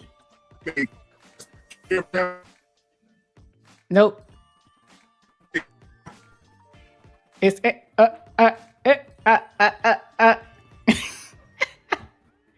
Or you say, "Oh yeah." All I know is Herschel Walker said he doesn't mind being called a coon. He said that? Oh Lord Jesus. Can y'all hear me now? Can y'all hear me? Yes. You coming in loud and clear. All right, yeah, Herschel Walker did say that. Cover your ears, Pierre. I'm going to say this here. The Hodge twins, Candace Owens, Officer Tatum, fucking Kanye West, it's fuck them forever, bro. You know what I mean? When you got a nigga that says that slavery was a choice, you know what I mean? And look, let me take my glasses off and tell y'all something. Check this out, man. There were black people that were already over here in this country. That part. Aborigine. That part. They were made slaves, bro. They were already over here before the Pilgrims got over here on Plymouth Mountain. Way before. Ain't African shit. And they were ain't no transatlantic shit. And the folks, so don't let me get up on this shit here. You know what I'm saying? So all I got to say is this. I get off my soapbox on the history lesson. So CCV, you're gonna make me go a part 2 on all this. Look, anybody, and I've said this before, and I'm gonna say it again. Any coon or whatever. Now they want to. Oh, I don't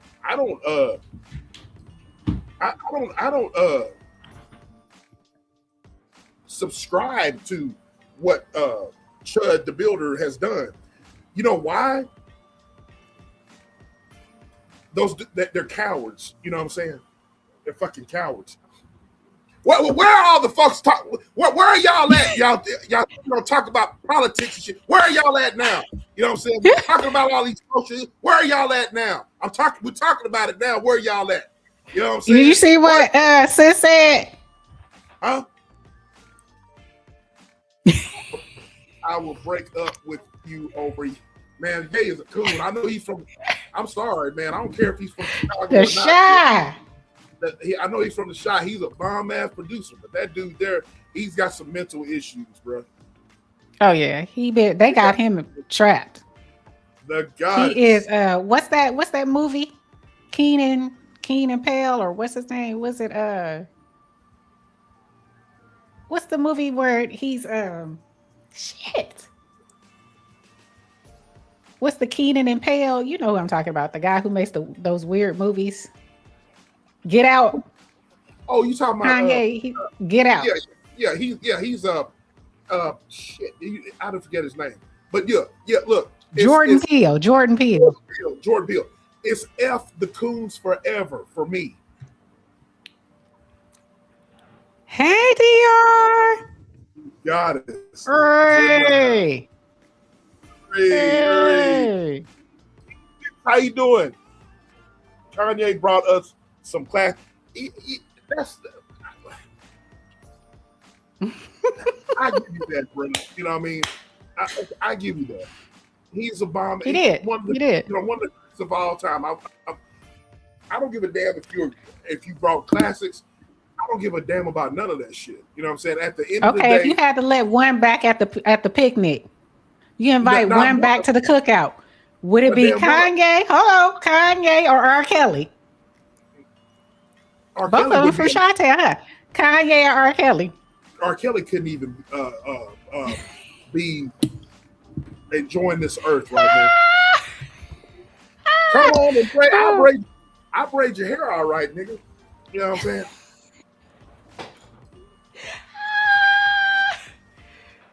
Y'all know Sambo is extremely racist. It's the offspring between the Negro and a mulatto.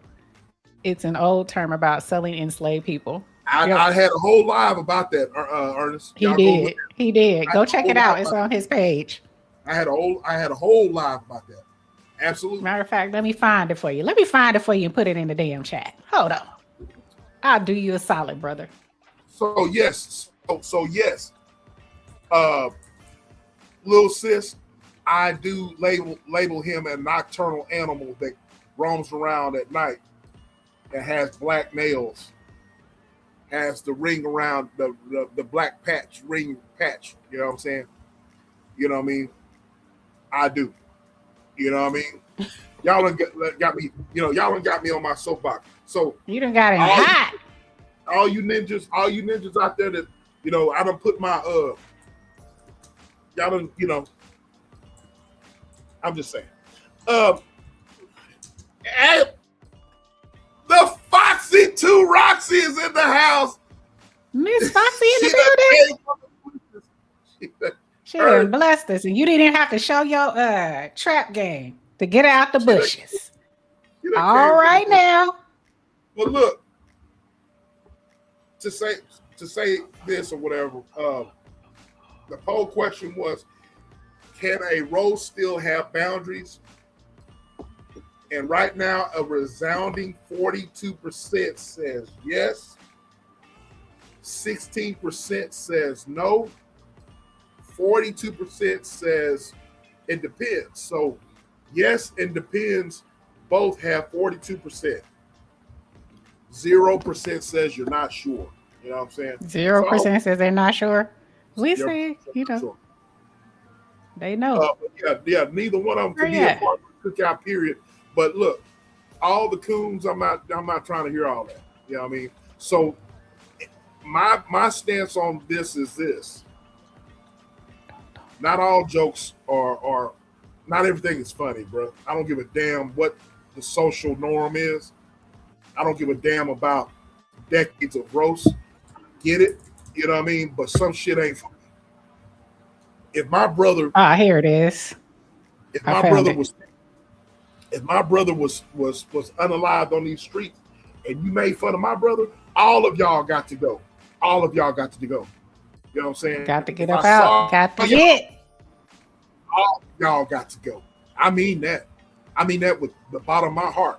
If my loved one was taken from this earth in a violent way, and y'all make fun of that, you got to go by any means necessary. If I see you, If I see you on site, that's what it's going to be. It's going to be on site. And I don't give a damn if I don't see the light of day or not. SBK. That's everything that I love.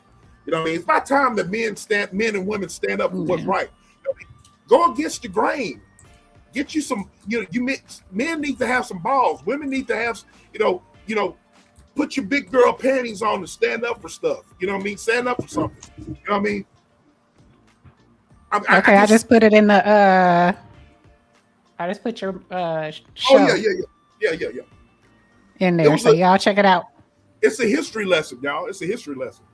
I go over the book about the book that was written, Uncle Tom's Cabin.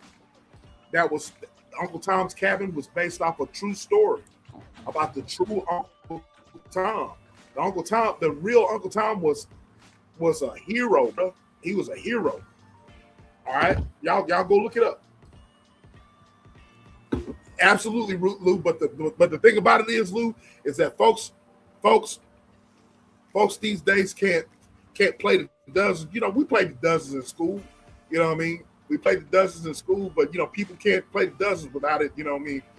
Neither one. Security is tight at the cookout. No pump. Yeah, I can't finish that statement. Okay.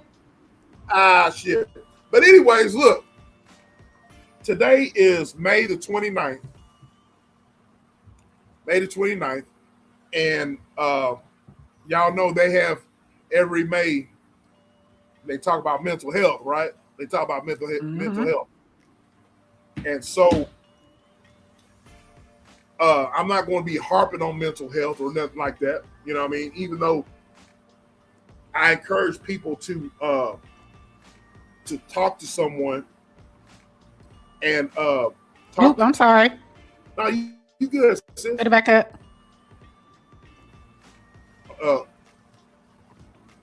Exactly. I got Foxy. You was in my chat. He was. Sambo was a snitch. Sambo was the one was saying, "We sick, boss. We sick." Uncle Tom used to get cotton out of his bag and put it in his brother's bag or put it in his other fellow slave's bag in order for them not to get whipped. He was the hero. Facts. So anyways, talking about his mental health, you know what I'm saying? Did y'all see the Ray J fight? Oh Lord, no. I seen it on here, bits and pieces. Y'all see the Ray J fight? So you and I, we talked about Ray J a few weeks ago. Cat Williams said Kevin Hart even had to play a white rabbit in his movie. Yeah. That's a damn shame. Diabolical. That's a damn shame. SBK, when you get an opportunity, look up the Raccoon Tribe. It's going to be all right. I will, man. I will. Did y'all see the Ray J fight? So Ray J got the piss beat out of him, and did it last any rounds? He went. The dude played with him. They had the fight in your neck of the woods, sis. The dude. I thought, no, they were in Vegas, right? Oh, I'm sorry. They were in Vegas. Yeah, they were in Vegas. It went 2 rounds, and the dude played with him in the first round, and the second round just unloaded on him. You know what I mean? And knocked his ass out. You know who that dude is, right? Talking about the guy that knocked him out? Uh-huh. Who is that? He has that meme that everybody uses. Oh! And he got the hood on. That's him. Yes. That's him. Yeah. I didn't know that. Yeah, I didn't know that. That is him. So Ray J has been the hot topic for super hot fire. Right. Super hot fire. That's it. Yes. Sis just dropped off for some reason. She'll be back. Ray J had exactly, Alice. He had no business up there fighting. at read the chat. What I miss? Sis just came back. I missed. And my comment wasn't working. Only reason why you like Ray J Bond is because of that sex tape. That's the only reason why you like Not that. Don't blame it on that. I'm calling you out, Bond, because that sex tape.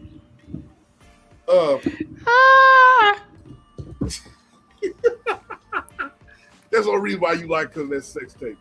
Because he was banging out Kim Kardashian. You saw some things. Exactly. You saw some things that you wasn't supposed to see, and your ass should have been in bed. I'm gonna tell your mama, little sis. You were not supposed to be looking at that. I'm gonna tell your mama, little sis. Put your mama in trouble. Tell her call Big Bro. You're in trouble. You're in trouble. Anyways, so yeah, she watched it, Alice. You know damn well she watched it. That's real. Oh, I love Ray J. It got shit to do with his music. You know, you watched that sex tape. You know you watched him have. You know you watched him having socks. Not socks. She watched but that. The socks. Don't you want to have socks with me? What did Michael? Michael? Don't you want to have sex with me? You are crazy. Did Ray J train? I don't even know. He was out of shape and all that. But here's the thing with that. Talking about mental health. I'm kind of too lit right now to pull up the video or find a video, but y'all go look at it. Of Ray J fighting? Let me, you know what? I'm lit, y'all. I can't really, I'm lit. I'm lit. I got to ad lib. Since you can try to find it. I got a video, but I discovered a video. I discovered a video. But he got knocked out, bro. He got knocked out. But Ray J has been in the news for not good things. You know what I'm saying? You know, he has some health issues. He got some heart issues. Mm-hmm. I found out, sis, that his family did not want him fighting. They were very much against it, but he did it anyways. Because he need money. Exactly. Them Raycons ain't hitting on nothing no more. Hey, I got some Raycons. Hey. They ain't hitting on nothing no more. They ain't paying the bills. They not paying the bills. I agree. But look, here's my question to y'all. Oh, go ahead, sis. Go ahead. Oh.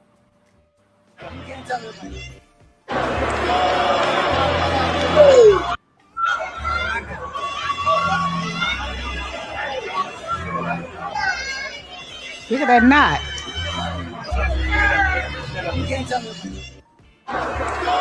Wow!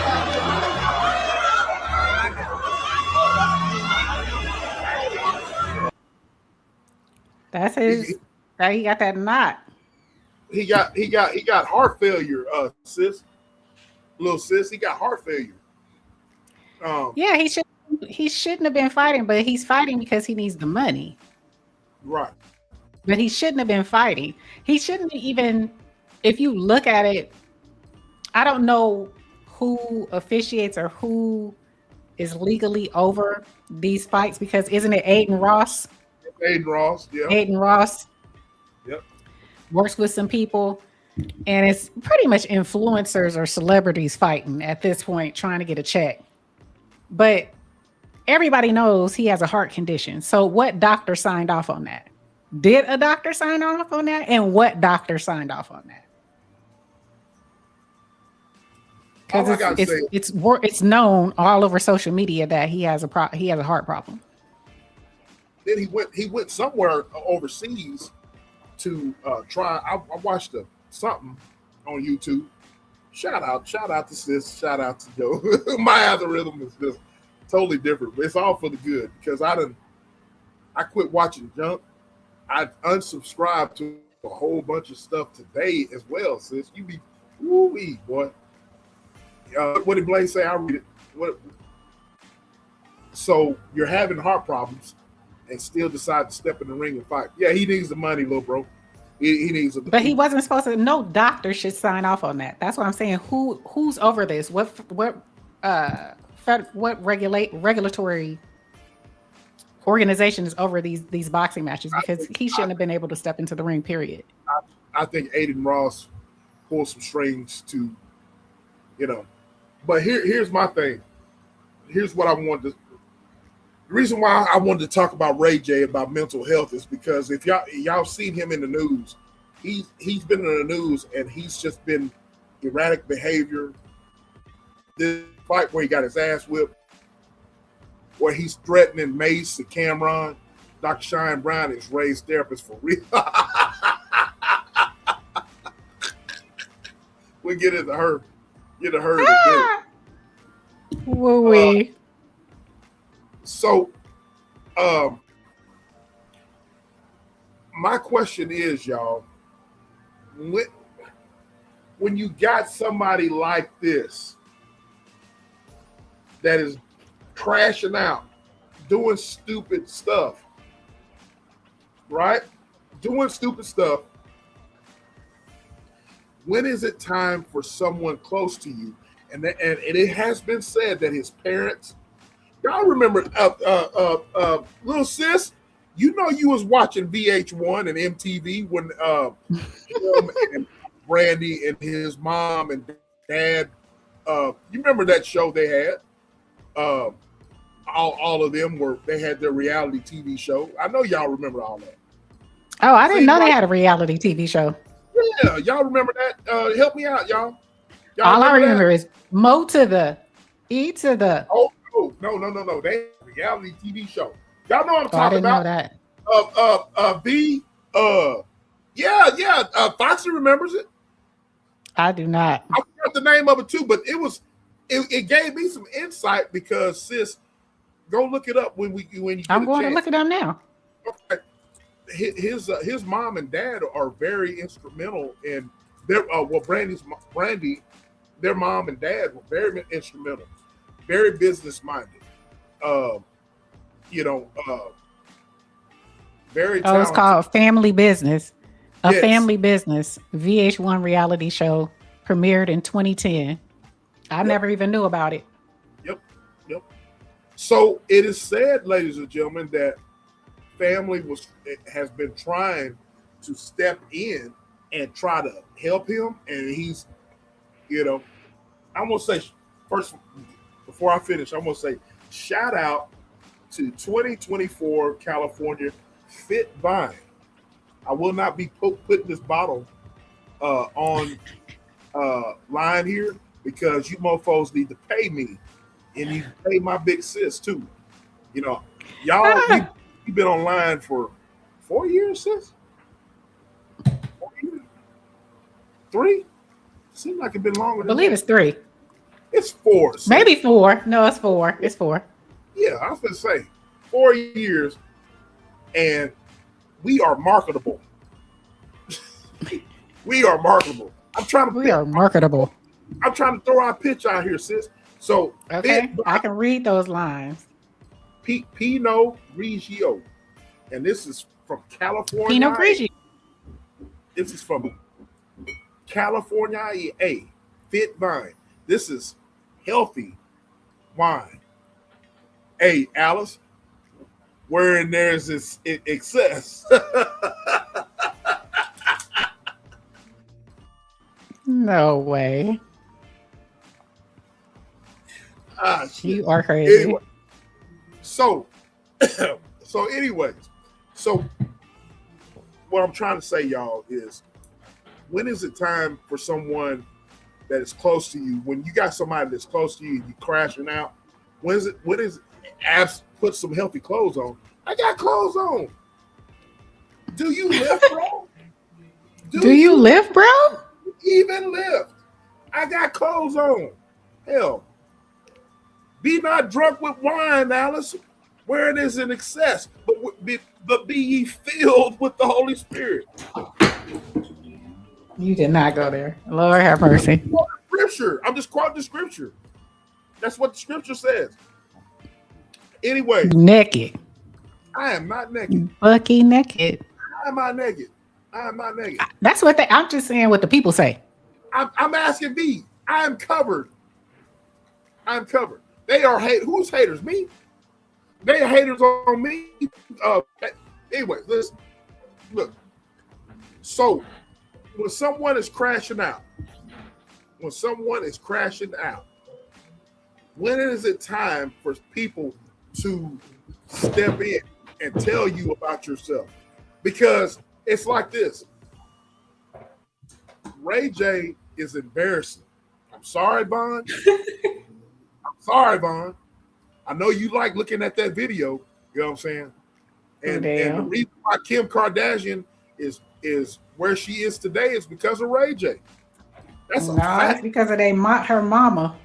No, I disagree, sis. That video went viral, and her mother made sure they produced it. There were 3 other copies, and her mother picked the one that they wanted to expose. But you're right. Her mama did that. You do have a point, but Ray J is an intricate part in her and the Kardashian success. Oh, for sure. So, looks sexy to me.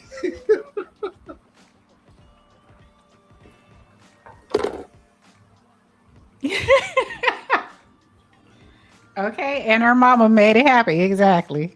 Duh. Yes. So, anyway, so when is it cool to step in and tell your loved one, hey, you crashing out, bro. You crashing out. What do you think about all this stuff? I think Ray J is very hard-headed. Ray J loves to write checks that his ass can't cash. Ray J doesn't listen to anybody. His mother, his sister have all tried to step in on this man numerous times. But Ray J wants to be Ray J. And so, unfortunately, some people have to learn hard lessons. Meaning you gotta let him fall. Does that sound familiar, little sis? Victorious Vaughn. Victory is mine. Victory is mine. Victory today is mine. Oh, mine. She told Satan to get thee behind. Victory today is mine. Come on, sing it, Vaughn. Victory is mine. Oh, y'all is tripping. Victory today is mine. Oh, mine. What do you say? They wouldn't be anything without their father and mother. Oh, for sure. He was one of OJ's defense lawyers. Absolutely. The Olympic gold medalist for track years ago. That's the what is that? Olympic gold medalist for track years ago. But you are correct. Absolutely. But I'm just saying. Would not be anywhere. Shout out to little bro, Vaughn's husband, little bro. Shout out to you, little bro. Shout out to you. Shout out to you. But they were kind of broke though. Well, they didn't have as much as they have now because y'all know Kim Kardashian was stealing clothes from Brandy, right? Because Kim Kardashian used to go, yes, she used to be she's kind of like a Kevin Samuel. She was a stylist. So she would come into your closet, organize it, and then, put you together. But she was stealing from Brandy. She used to do that for Brandy and Paris Hilton. Some of her most notable people that she worked for. I styled, no stylist. Hey, I don't need no new shit now. Sing it with me, Vaughn. I styled, No stylist. Exactly. You cannot.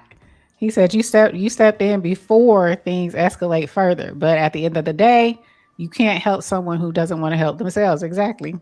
He has to learn a hard lesson. Blaze, it was, and I hope it's not death. I hope it's not death. I was just gonna say that. Say that. It's one of those things, man. Y'all tripping on me. Oh, she remember. Yep. You remember Kim Kardashian used to work in that? Yeah. But yeah, I just think that he's embarrassing. You know what I'm saying? The way he got knocked out, the way that, you know what I'm saying? And now it's just embarrassing, man. I don't know if this was a fixed fight. They're trying to say it was a fixed fight based on what he said afterwards. I got video being footage, but I'm too lit to pull it up.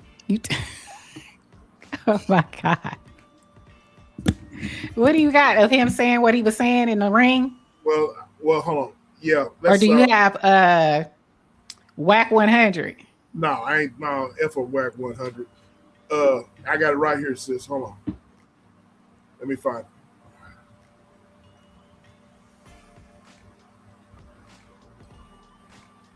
Because they're saying that Ray J went to terrible. Oh boy. Here it is right here. Here it is right here. People behind the scenes that Ray J committed federal crimes. Ray J is accusing Aiden Ross of violating protocols that could get brand risk shut down forever. This situation is terrible. The beginning of this entire saga is this moment right here after the Ray J and Super Hot Fire fight. Ray J took the mic and essentially alluded to Super Hot Fire and him having a deal that was broken and that cost a lot of people a lot of money. We could only assume this meant the fight was meant to be rigged. You don't deserve to talk to him. What the fuck was that? You don't got a good ass haircut and then came here and got stunned. Yo, I thought we had a plan. What the fuck you just say? Hot, Super Hot. Come here. What the fuck you just say? Like a motherfucker, bro. Damn, bro. Like that? For real, my nigga? That's janky as fuck. You see that belly? Look at that knot on his head. Look at them both. Them niggas not in shape. The belly. Nigga, say what you gotta say, man. I don't want to say too much because I don't want to get nobody in trouble, but damn, my nigga. Nigga, we took an L tonight. I'm gonna keep this one. We didn't take shit. Your ass was over here. You want me to show you what you did? Where was y'all at?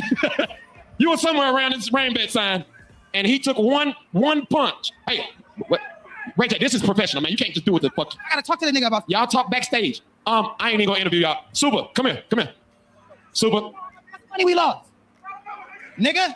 We didn't think you was gonna win. So how y'all lost money? The only thing worse than rigging a fight that's regulated by the government is confessing to rigging a fight that's regulated by the government. I hope this wasn't what Ray J was doing.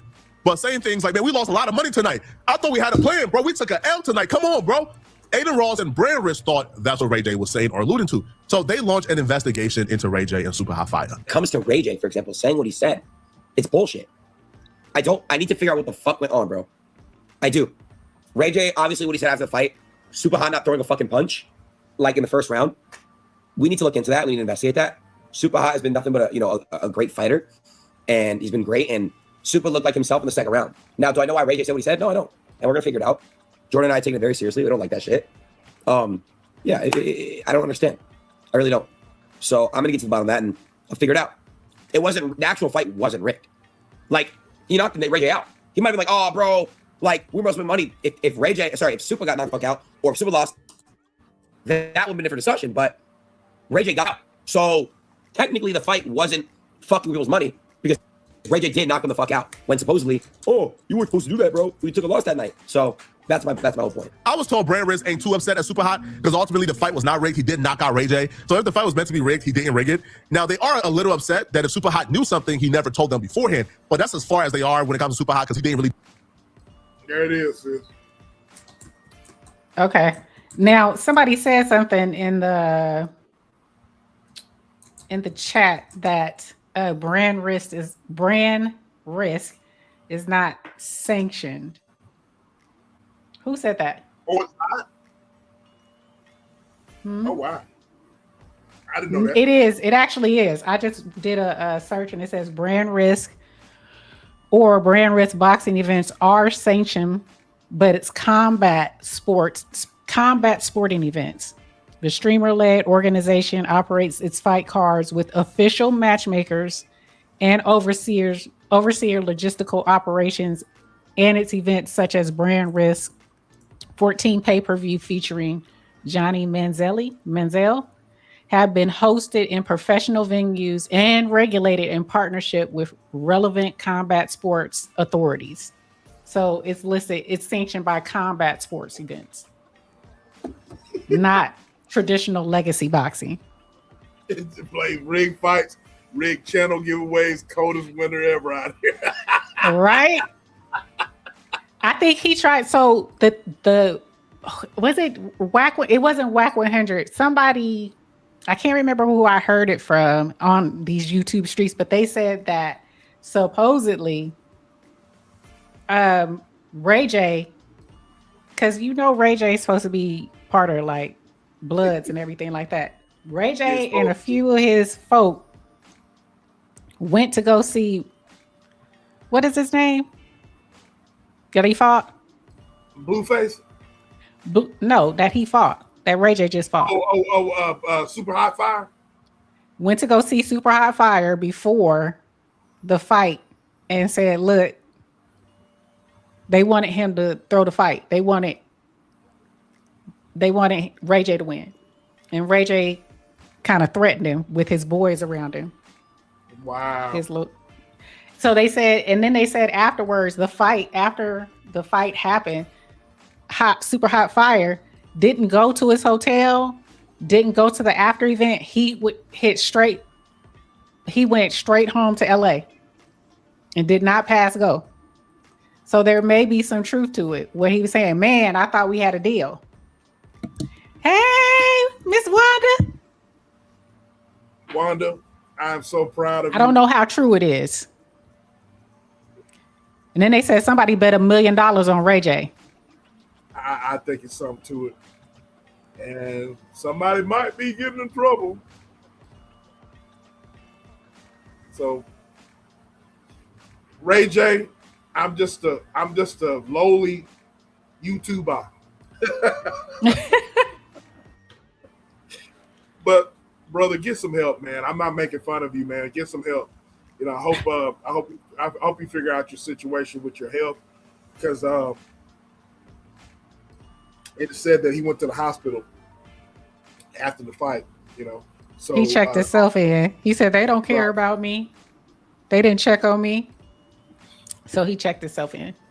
So I hope you get you some help. You know what I'm saying? And those of you who mental health is real, man. That's his name, bro. Super Hot Fire. That's his name. That's his name. So you don't remember Super Hot Fire? That's his name. But I agree with Joe. Those knots on that fool's head. Woo-wee! Woo, man. So I want to say shout out to Ray J, Super Hot Fire. You know what I mean? And Ray J, shout out to you, bro. And shout out to little sis. You know why you like shout out to little sis. You know why you like Ray J. You already know. So quit playing. Be a sheep, same with you too. Quit playing. Psych! That's the wrong number.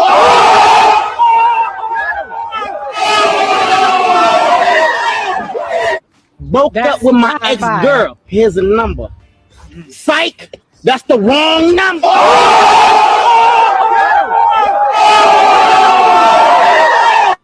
That's Super Hot Fire. That's who everybody uses as they meme. Super Hot Fire. And I don't think he got no money off that thing. That's crazy. I know our boy O'Shea, man, he capitalizing off that like a mofo. At that meme all the time. He uses it all the time. V, I ain't gonna lie. I ain't gonna, I watched it because of Kim. I sure damn did. He said, and I am projecting because I know my little sis. Little sis knows me. Damn. You know what I'm saying? Little sis knows. Little sis knows. So, one thing about me, I am not gonna lie. Yeah, I watched it. Of course, I watched it. Of course, I watched it. You know, but everybody doesn't have a turn with Kim Kardashian. Everybody had a turn. Yep, You know he what I'm saying? did. He did, Lou. He said he made a great business decision to go straight home. Exactly. Because they said, you know, Ray J, he claimed he a blood. And, you know, he be with Wack. And, you know, he bring them boys out every once in a while. Him and You know, he Soulja got to Boy. pay him, but you know what I'm saying. Him and Soulja Boy. Yeah, I am. B. But the thing about me, though, is I do not partake. And I'll leave that at that. Before, watch this. Watch, He said, mother-in-law, respectfully, could you please hand me your phone? What did Alice say? She getting on the bond, I think. Anyway, I'm being nosy in the chat. But anyway, You're around the block. I sure did. I sure did. I'm still Jenny from the block. For real. So, anyways, used to have a little, I got a lot. It just popped into my head. I'm sorry, y'all. I'm sorry. What do you say? I didn't see the Ray J and Kardashian. I didn't either. I ain't either. I heard it was weak. I heard she was just laying there. That's like not a true. limp noodle. Well, she was laying there. Yeah, I heard she was just a limp noodle. Yeah, she was laying there.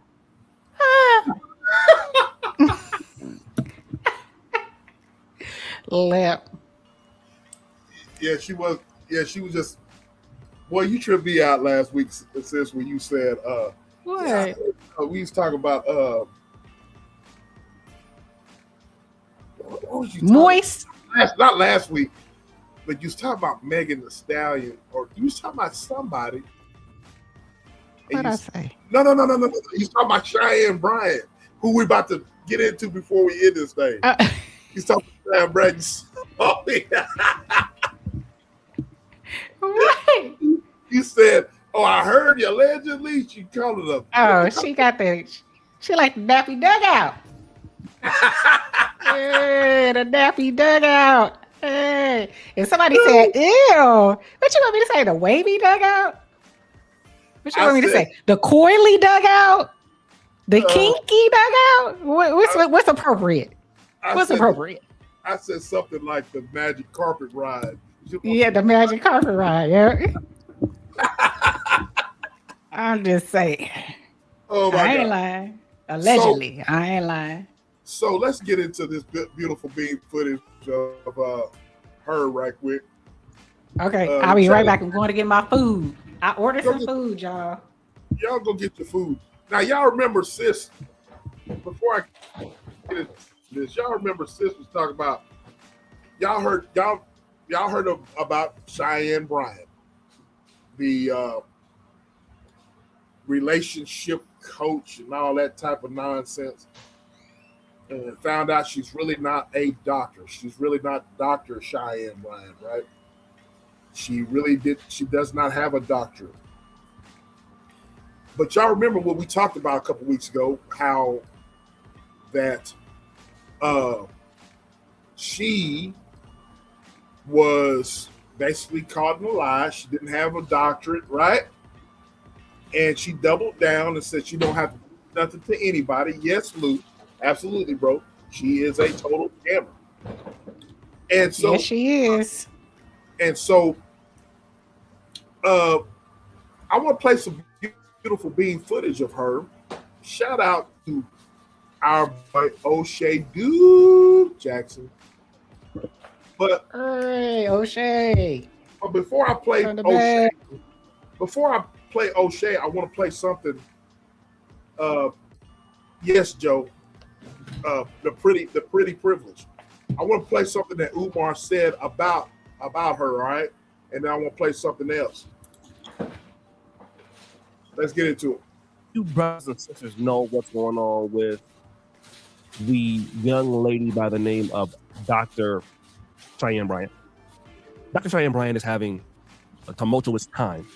And the reason for that is because it has come out that the degrees that she has, which she claims in totality is 6, not be verified. And when it comes to this doctorate from the now defunct Argosy University, she's not able to prove transcripts. She's not able to prove educational qualification. And what this has done is she's hidden this amongst this ideology that I don't owe man anything. I don't owe proof to you. My service is to God. And the thing is, I mean, I can understand, and I can't, but I can understand more if this is a person that's a religious leader, a pastor. And typically you hear pastors saying this or something like that. It's very common once you have something like a scandal. You get a preacher who is sleeping with a church member, or a preacher who's found out to be having an extramarital affair with a man, like I said, stealing money from the church. And then you hear something like this, but you typically never hear it from a person that's not in the ministry. But ultimately, this is what she's been saying. Now, we also got to go back and dial it back to this whole idea of her using the term therapist. That's a term that she's used before, but she's not licensed. But she's been giving these sort of coaching calls, but making people believe that she's a therapist by using that on these podcasts. And when you go to her website, it's coaching, but she's pretending to be a doctor of psychology, which she can't prove, but then saying that she's a therapist, which is, again, a paradox. So now Dr. Umar Johnson has been working with the Art of Dialogue, and Dr. Umar Johnson has come out and said this. I don't have no need to do anything against that black woman because she hasn't hurt anybody. She is a life coach, Art, and you don't have to be certified, have a doctorate or a license to be a life coach. She ain't misdiagnosed. Wait. You hear that, sis? Sis. Sure did. I sure did. This broad did not come out and say she was a life coach, did she? She said she's a doctor. Am I right? Yes, she did. This dude says he has nothing against her coming out and saying she's a life coach. Let's proceed. Knows nobody. She ain't done no clinical work without a license. I haven't seen any wrongdoing from Dr. Cheyenne Bryant. Now, according to him, she has not hurt anybody. She doesn't need to be licensed to have a coaching business. Then he would come out and say this. I believe that black women, I'm going to call the kettle black. Some men too, but mostly black women are attacking her out of jealousy. They are jealous of her looks. They are jealous of her life coaching career. They are jealous of her podcast success. They wish they were in her position. And because they are not, they are trying to destroy that woman. So the reason why people are upset with her is largely because of her success, largely because she's good looking. And these are the reasons that he's saying, okay? Now, to counter this point, there is a testimony from a ex-patient of Dr. Cheyenne Bryant who has come out to say this. So I want to make this very clear. I want to thank everybody for support, but also you have your naysayers in the background. Me speaking out is not about me trying to tear somebody down. It's not looking for a platform. I want to educate us. And it's so sad that when we speak up and talk about issues that are going on in our community, the people who speak up get attacked. When you suffer from PTSD and you had 2 suicide attempts, you think I wanted to reach out to her looking for platforms? You think I wanted to reach out just for myself? Let me read this. Can y'all see that? This is a former client of Cheyenne Bryant, who is an unlicensed therapist, is being attacked for speaking out about the damage she caused her during what she believed to be a therapy session. No, I wanted to help, which is what I have now. And suffering from a traumatic brain injury, things look different for me than everybody else. So please don't put your experiences on me. But what I will say, encourage each other and speak up when things go wrong. Don't attack people for speaking up. Encourage people to speak up. You guys be blessed, but this stuff, we have to start taking care of each other and stop hurting each other. So this lady is alleging some real serious abuse, okay, emotional damage caused in what she believed was a licensed therapy. And this lady found out that her name was Lakedra Houston, that she had issues that could not be diagnosed. Now she ended up with somebody that was diagnosed. And she felt that she was licensed because she's been going around saying Dr. Cheyenne Bryant. And Dr. Cheyenne. Okay, all right. Let's go back. So the reason why sis is calmed down is y'all can't see her chomping down on probably some nasty sushi or shrimp or some shit that her and Pooh likes. Am I right, sis? You know what I'm saying? She got the sound off and everything. Me. You can't hear me. I said it is not nasty. Yes, it is something that me and Pooh like. Absolutely. I know it. But it's not sushi. It's shrimp and shit. Some fishy shit. Yep, it is. That's some fishy shit. You know what I'm saying? That's it is. Y'all see she can't. But sis is the most delicate eater that I have ever seen in my whole entire life. Y'all, who used to say that? Somebody said that about me on here. I was like, what? But they man, she had an entire dinner and had a live here, and she did not miss a beat. Nope. Did not talk with her mouth full or anything like that, bro. You know what I'm saying? Nope. And just sit there eating. The question is, did E bring enough for the rest of the class? Absolutely not. Nah. I'm sorry. Absolutely not. Next what's time. your comment, sister? She said, throw it in jail. Why you want to lock her up for a sit? Look, lock her up. Lock her up. You want to lock her up for? All right. Now, so let me ask y'all something. I saw you, Foxy. I put a poll in the chat. Pause. Oh, there's a poll. Foxy said, jealous of what? Let me read the Her poll. pretty privilege. Her light skin pretty privileges. That's what she said. She gets pretty privilege and pretty punishment all at the same time. If asked, should a licensed therapist have to show the receipts? If asked, should a licensed therapist have to show the receipt? Yes, no, depends. Why care? What's the deal? What do y'all think? Y'all heard what Umar said? Umar said he's like, y'all are jealous of her. That's what Umar said. Umar said y'all are jealous of her. That's what Umar said. Umar want the nappy dugout. Everybody see through that bull crap. He want to give her his cookies, his King Kong conscious cookies. That's what he want.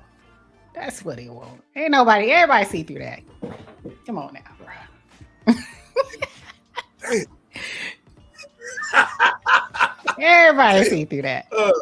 Where'd you say, oh, thank you so much. Love the video live of the classic cars. Thank you. Oh, yeah, she had a shot. Hey, I want to say shout out to sis because there was a part in there where there was a muscle car and a Challenger. You know what I'm saying? Yep. There was a Challenger, and it was reminiscent of me because I got a Challenger. You know what I'm saying? I got a muscle like, car. oh, brother, I love this one. Oh yeah, man, I loved it. I loved it. Muscle cars. What she say? Hey, my dream car. Pretty lie. She's a pretty lie. All right, yep. So She's yes, a lie. just not a pretty liar. She's a fine ass liar. I will give her that. Did you see her most recent one? She on the boat, twirling her little booty. Oh, pull it up. Pull it up. You didn't see it? Hold on, I got you. Hold on. Wanda says she is a pretty lady, but she's also a liar. A person cannot go around saying that they are a licensed therapist with a doctor. I agree. We're about to see. Cheyenne, she said she unbothered by y'all. She said she ain't got to show you nothing. She answers only to God. To God. I want to show y'all. She said. I want to show y'all while sis is pulling this up. There's another video. I discovered a video.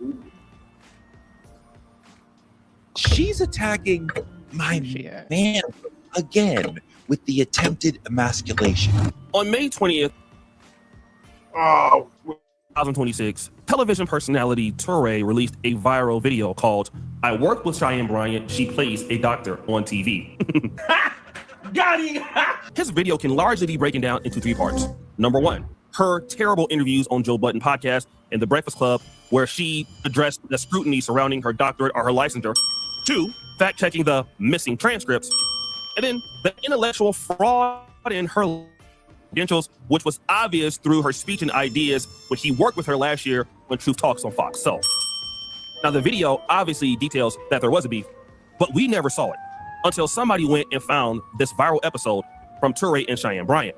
And well, every child does need structure and discipline in order for that child to grow up and be an adult who understands that this is the law of the land. This is how life works. And successful people, not just only externally, but internally, what they do carry at the nucleus of who they are is discipline and boundaries. Now, Dr. Cheyenne Bryant is a person that advocates for corporal punishment. This allows a child to have boundaries and to respect people. However, this would not set well with Toure, and he would clap back at this. If gentle parenting creates gentle children, sign me up. I definitely want to create more gentle adults, especially men. Hold on, everybody, especially men. You are My gentle. God, You are you a kidding? very, Hold on, guys. very. Hold on, guys. That's what we need in the world is more gentle men who understand. You're very gentle, and it comes at an angle that doesn't always work for people. What is the point? Correct. What is the point? Lower your voice when you're talking to me. Lower your voice when you're talking to me. Because you're acting very, very gentle, very soft, and very feminine. And this is the problem. That's important to understand that Toure was brought in on the second season to. You see that woman? She was like, allegedly was talking to clutch people, my damn had a lot of pearls. Oh problems. my So God. he was brought in basically to be a moderator. So he gives his opinion trying to wrap up the show. Dr. Cheyenne Bryant doesn't like the pushback. And as you can see in the clip, she's not being very nice. And in his newest video, he would actually bring this up. Again, with the attempted emasculation. Again, trying to amp up the problem and not taking any accountability. Again, trying to trigger me, trying to insult me, going way out of bounds. I am not trying to insult her. I'm saying, let me do my job. Now, Dr. Cheyenne Bryant, according to him, isn't taking any accountability. She's trying to trigger him, insulting him, and basically calling him gentle. In other words, she's referring to Toure as gay. To be honest, I've seen Toure around. I never knew of his sexuality before, but I also assumed that he might be gay or bisexual just by his mannerisms. I've come to find out that that is absolutely not true. I see that he's married and even has children. Again, I did not know this, but obviously he was very offended by her actions towards him. And so was everybody else who saw that video. He would then go on to reveal this. I'm the one leading the conversation, so I'm the QB. And I always understood that I had to make Cheyenne feel safe. As in, with me as the QB, you will be able to talk a lot. I will throw the ball to you as much as I can. You're the number one option. I'm here to lift you up. So Toure felt hurt by this because it was Toure's job to get Dr. Cheyenne Bryant the opportunities to shine on the show. He even uses these football terminologies. He's the quarterback. She's the wide receiver. He'll throw the ball to her as much as you want. She obviously is the attraction of the show. He is here to lift her up. And he was there trying to mentor Dr. Cheyenne Bryant because she was going viral. And Dr. Cheyenne Bryant had never been in television. As you know, Toure is a cultural commentator. I believe he's been on MSN. He's been in the game for over 30 years. So he was the perfect person to really bridge the gap for her. And most people believe that this is actually true. And I'm not here to deny Toure or his experience. But while he's trying to expose Dr. Cheyenne Bryant, he's also making himself look bad. When you look at Toure, you see what a lot of women want in a black man. Now, it's up to you to describe his masculinity levels. I'm not going to get into that. But when I see Toure, I see somebody sharp. I see somebody hardworking. I see a man that's proven. I see a man that is at the top of his game, that's built a fan base over the years, and he's highly intelligent and highly successful. I see also that Toure is a man that's very left-leaning. And anybody can be left or right. But when I want to say left-leaning, I mean that. As a black man, that's a Democratic voter, or you're a part of, black female entertainment or anything like that. What tends to happen is success. All right. You'll stop sharing there. What y'all got? I've been. Poll is in the chat. Poll is in the chat. Poll is in the chat. And the chat is lit. I've been getting hit up to look at the chat while I was trying to navigate through things here on this video because y'all are cooking. I was getting the bestie hit me up and said, "Hey, Vaughn is cooking in the chat. I need you to read Vaughn's chat." I put you out there, bestie. Okay, so there's a poll question. I gotta. Shit, sis, I didn't know you had a poll question. I put one in there quick. Should a license, you quick as hell. If asked, should a licensed therapist have to show the receipt? And I just answered that. So I said yes to Vaughn. I take my gentle parenting advice from Tabitha Brown. Lou says I'm straight on her God. I don't know who her God is. Yeah, I mean, for real, if you are licensed, you should be proud to display your credentials. Absolutely. Absolutely. Using my Jesus. God told her, I know you not. Yeah, y'all lit, man. Y'all lit. By law, they have to display their credentials. Who says? She said, I love the music cards and the purple ones too. Oh, she's talking about your witch card. Oh, the muscle cars? Yeah. Like Vaughn pointed out, I love there's muscle people cars. here. Yeah. Basically, like Vaughn pointed out, there's people here on YouTube whom have lied too. Absolutely. Absolutely. Yeah. That's shit, man. That's a fact. YouTube is a grounds for fucking all the fake ass people. You know what I'm saying? That's what I mean?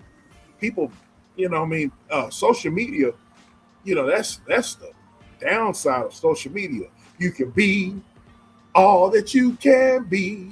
Find the future on social media. You know what I'm saying? You can be all you can be. Niggas are millionaires. Everything. Niggas got wives and they ain't got no wives. Niggas counselors and ain't counselors. Niggas are counselors and get found out that they're not counselors. Niggas say that they therapists and they really not therapists. You know what I'm saying? Niggas get pulled up on and they act like bitches. You know what I'm saying? I mean, for real. It's the whole 9 yards. You know what I'm saying? So it is what it is, bro.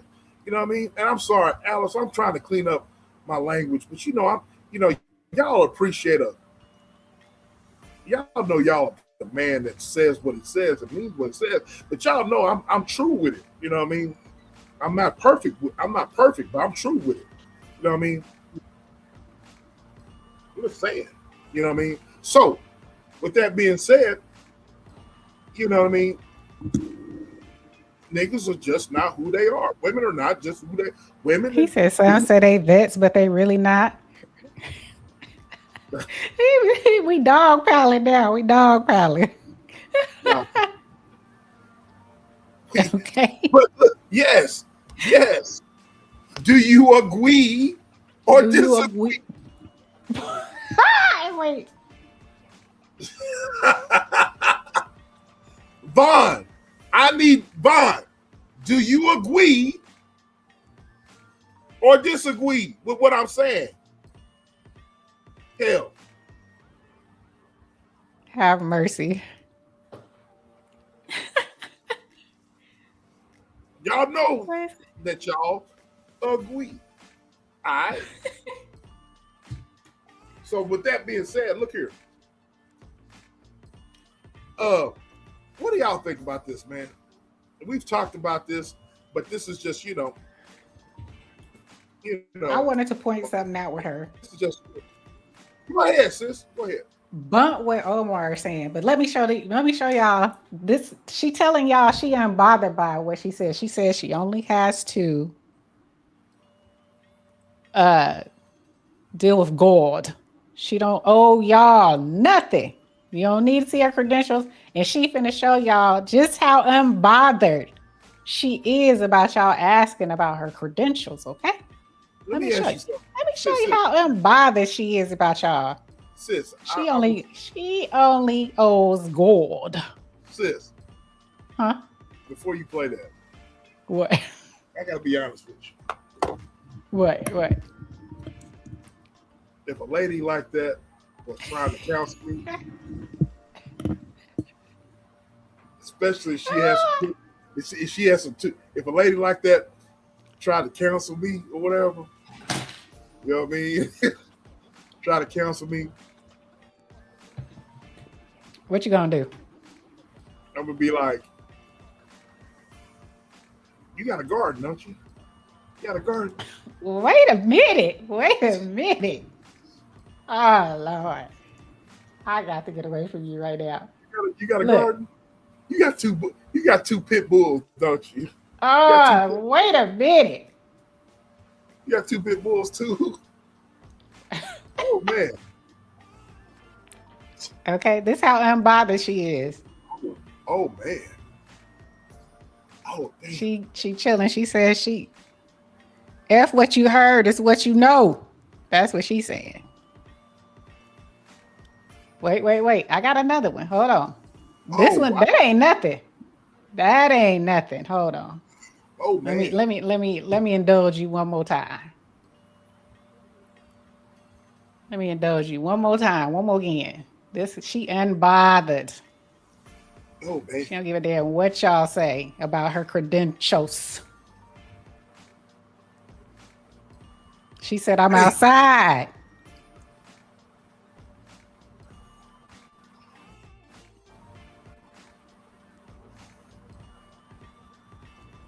She said, I'm outside. She said, I'm outside. Care what y'all say about them damn credentials.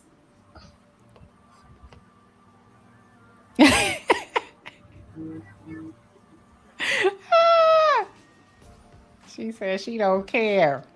Is she singing? I don't know what she doing. She on a boat. She showing y'all she don't give a damn what y'all say. So is this right? Is this here recent? This is recent. Yes. Yes. This is this week.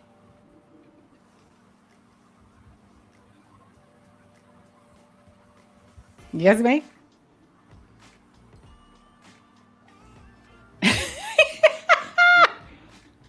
Yeah, Dr. Bryant showed her credentials. Okay, those are her credentials. She said anything else is uncivilized. That's her credentials. That's what God said. She could show that. Wait. I got somebody sent me something. What the hell? Somebody sent me something. I need to share this.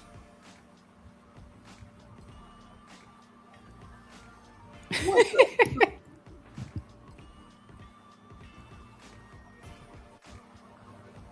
Okay, you would not. Yeah, he wouldn't last for no damn credentials. Who talking about me? Y'all talking about me? Mm-hmm.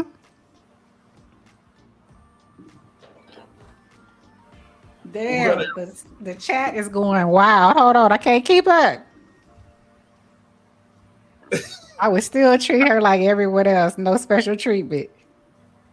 You gonna come in that session, drop your drawers. I will. Hey, I done lasted 5 years. She said, if y'all ever wonder why SBK single, look at his mouth. I ain't did nothing, man. I ain't did a damn thing. Y'all tripping, man. Bond, yes, they can sue. She is a liability. Somebody sent me something, and I want to show y'all. She said she don't give a damn. He said, wait. I want to. He said, I'm Lou Jenkins. Get the draws. Okay, you gonna come up in there ready. What we got to talk about? Ready? What we doing? What we doing? I'm trying to. I want to show y'all something. She got her body done with them people money. She sure did. Now she ain't bad looking. She ain't bad on the eyes now. That's what got her in the dough. He has a nice mouth. I think that went over my head. Yeah, that one went over your head. Intentionally. I want to show y'all something, man. What? What you got? Damn.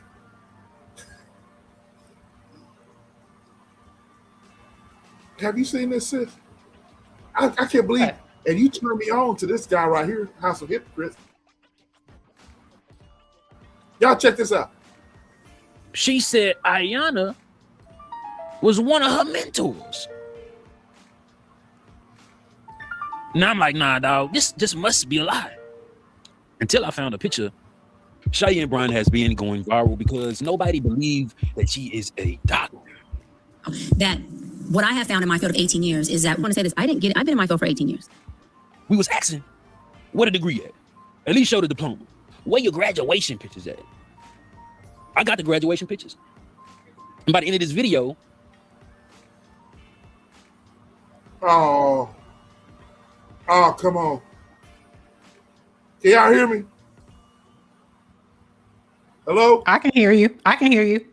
Man, what the hell? you might owe Dr. Cheyenne Bryant an apology. Now, this is an old picture of Cheyenne Bryant, and I want y'all to tell me how old do you think Cheyenne Bryant is in this picture? And this is very important because we're gonna have a conversation, one that I already had within my previous video.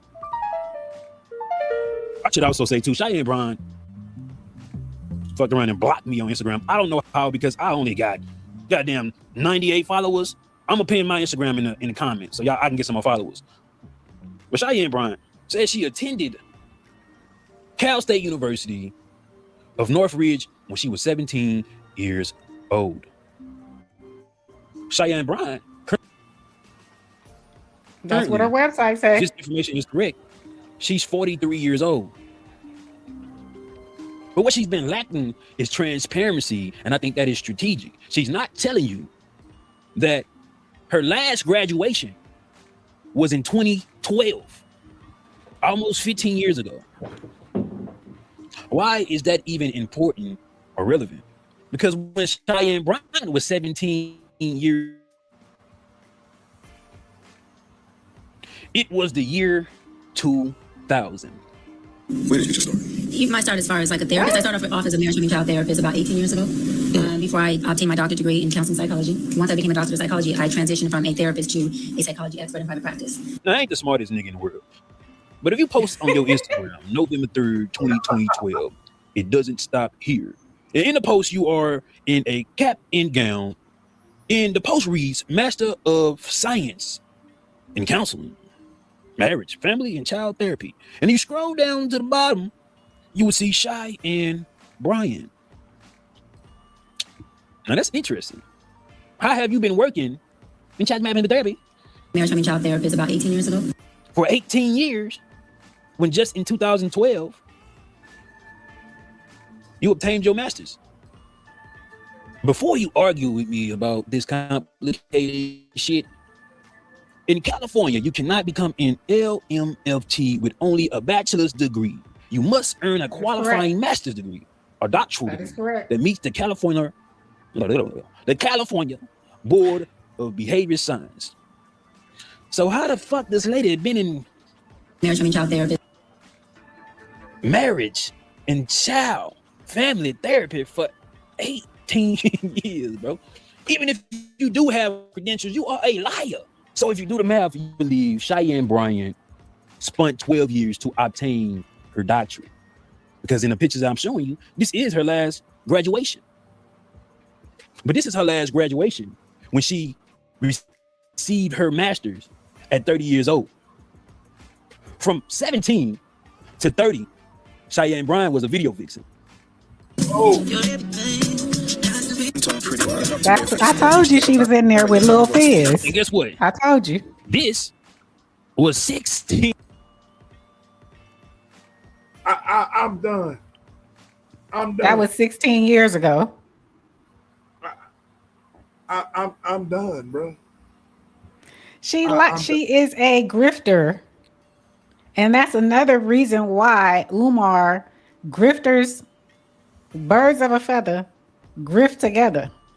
That's why he's sticking so close to her. Her, Dr. Umar, what is it? Amanda Seals, they all grifters. That's why they don't have no problem with none of this. It's semantics to them. But I found out, did you find out this? Did you know this? That the reason why she won't drop doctor is because she trademarked it. Yes. She trademarked it. And I don't have to say allegedly because I found her. Hold on.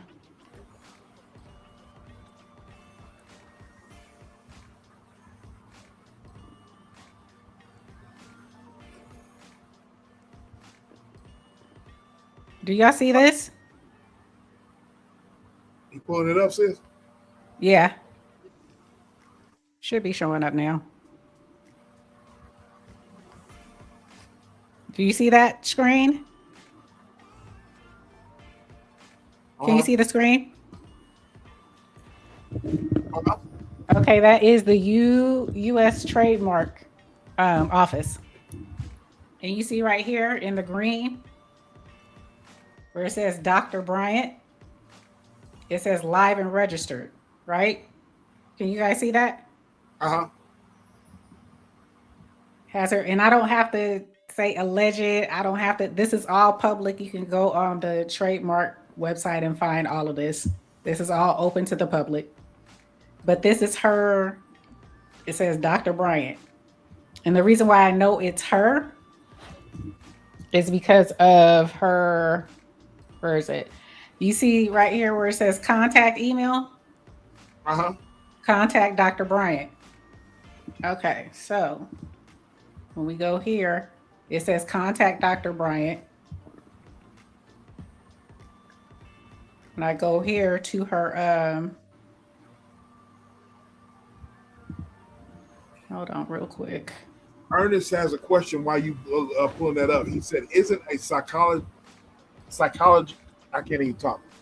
Psychological, isn't a psychological already a psychological expert? Isn't a psychologist already a psychological expert? No, there is no such thing as a psychological expert. You can have a bachelor's or a master's in psychology, but there's no such thing as a psychological expert. But here's her, hold on. Did I bring it up? Can you see her website? So here's her website. And if you go to contact us, you see right there, it says contact Dr. Bryant. That's the same thing that it says on the U.S. trademark. So the reason why she keeps Dr. Bryant is because she trademarked Dr. Bryant. So it's more of her brand. It has nothing to do with an official title. She branded herself Dr. Bryant. So that's her trademark. So and everything on her thing says Dr. Bryant, if you notice. She just trademarked, okay. She just trademarked doctor, but she's not a doctor. But because that's why she's saying, I'm not going to drop it. She's not going to drop it because she trademarked it. Gotcha, Candy Cane. Trademark doctor isn't an actual doctor. Gotcha. Yeah. Right. It isn't an actual doctor. Shout out but to because Candy she trademarked it, she won't give it up because it's a trademark. It's a part of her brand. But when you see here, she's saying group telephonic life coach, right? So these are her coaching programs, her services, private wellness retreat, Bryant as a speaker, moderator, panelist. And that's another thing with regards to her, hold on, with regards to her trademark, it says that. It says that in the trademark that she trademarked it for a specific, here it is. 1 second. So she's very smart the way she does things. She plays on words. Because everything on her site with regards to her services says life coaching or public speaking, right?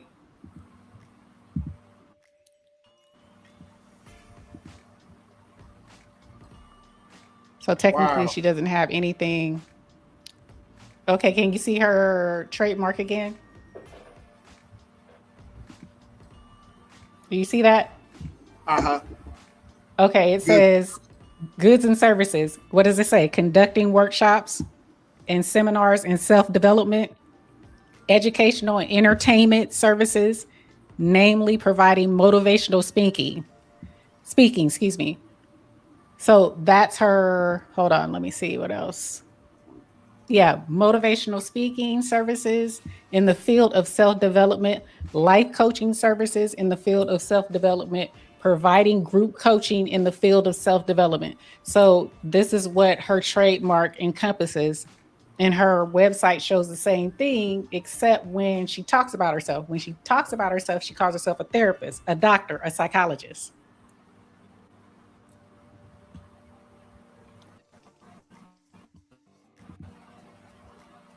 Yeah, entertainment. Wow. Absolutely.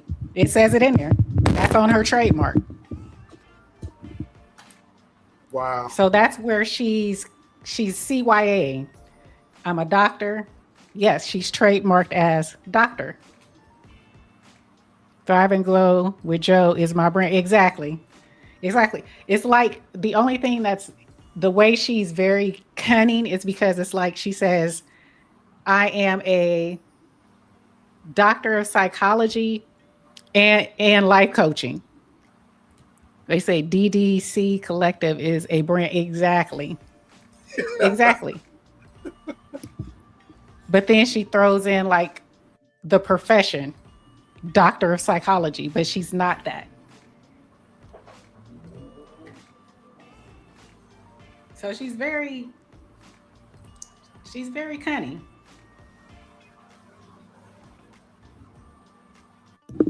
So if you hear her saying, I'm not dropping doctor, now you know why. It's her trademark. Right. It's not that she has a doctorate. It's her trademarked name for her business, for her brand, Dr. Bryant. I always read the fine print on everything I sign. I do. I don't just go by. Hey, and this is just what.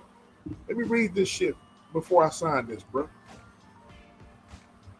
I always read the fine print. Okay.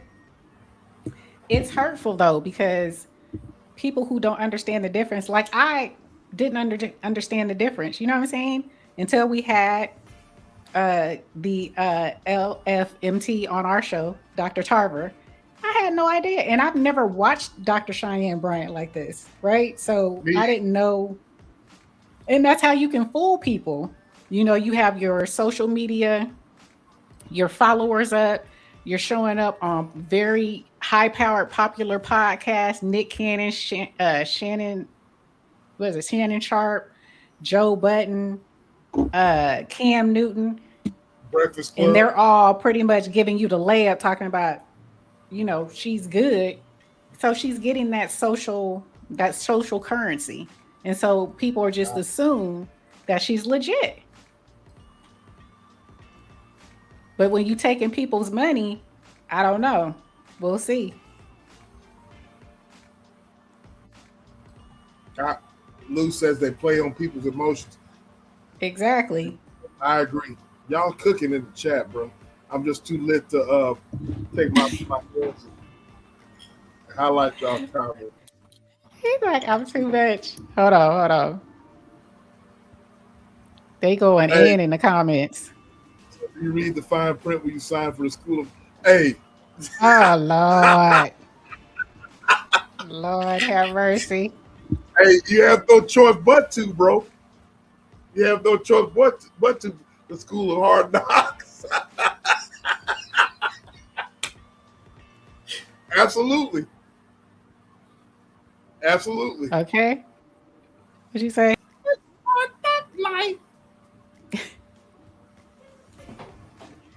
Just because morally it's wrong. Exactly. Put her on probation. She's just gonna get a slap on the wrist, in my opinion. Yeah. You have no choice to. But the school of hard knocks, hey, bro, they don't know nothing about the school of hard knocks. Yeah. Crazy. Yeah. Meanwhile, what did Candy Lane say? Meanwhile, there's a real mental health crisis out here. Yep. She was gathering her coins. Yeah. Exactly. Yeah, man. She is. There should be, I mean, do you guys feel that in our community, we should do our due diligence a little bit better, and we should stop looking to people who appear to be famous or appear to be knowledgeable or have charisma as someone who is a professional. Just not assume. I answered this question last week. Man, quit listening to all these so-called professionals. And sometimes, man, the best advice that you need is just living life how you know, living life at what's best for you. You know what I'm saying? And those around you that your loved ones that have been where you're at, those are the and they know you. You know what I'm saying? Mom, dad, older veterans that have, you know what I'm saying? They know where you've been at. They've been where you've been at, whether it's financially, all of that stuff. These folks online don't know you, don't know your real-time struggles. You know what I'm saying? You got to take all that shit with a grain of salt. I just hate that we have a problem with calling each other out. It's like in our community, we don't want to call each other out. You either called a hater, you're called what else do they call us for, calling things out that don't sound right, right? Yep. You'll never do that to white people. Why does that always have to come into the conversation? I never understand. That's what happened with what's his name? Jay William. What's his name? Jay Morrison? Jay Morris? What's the Black Wall Street brother that took all them people money? Was it Jay Morris?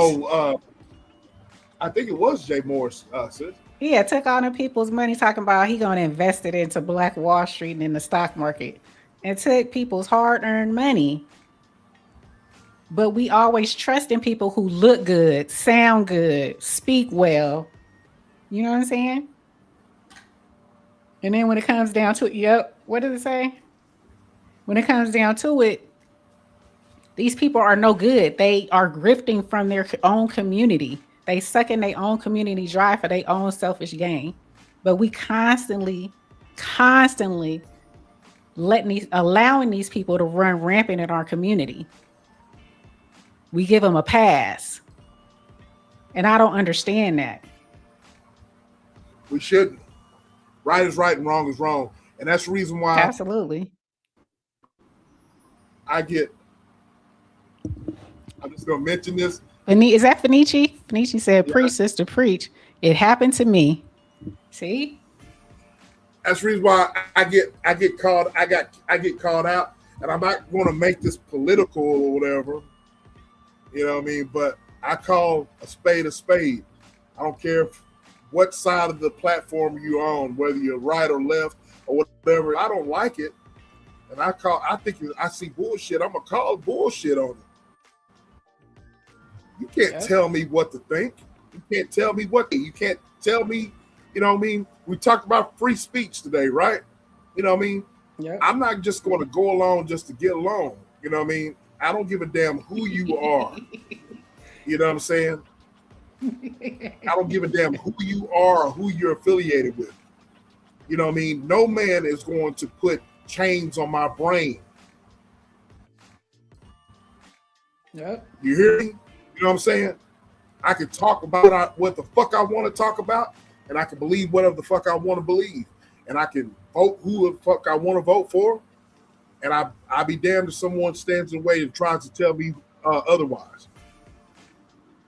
Exactly. So I encourage every person to be that way. You know what I'm saying? Point blank period. Yep. Point blank period. You know I think the very thing in our community, the problem is that we are too monolithic. We frown upon free thinking. It's like you got to be with the collective. And if you ain't with the collective, then something wrong with you. I ain't a part of no group, man. You know what I'm saying? I've never been a part of a group. Now, I might agree with certain aspects of certain groups, certain, you know what I mean? I might, you know, I ride with you, you know what I mean, on certain aspects or whatever. But I've always been a leader, not a fucking follower. You know what I'm saying? Yep. You know what I mean? Men, and I'm speaking on a man's perspective. Men are not supposed to sit there and just go with the flow just because everybody else is going with the flow. Do you understand me?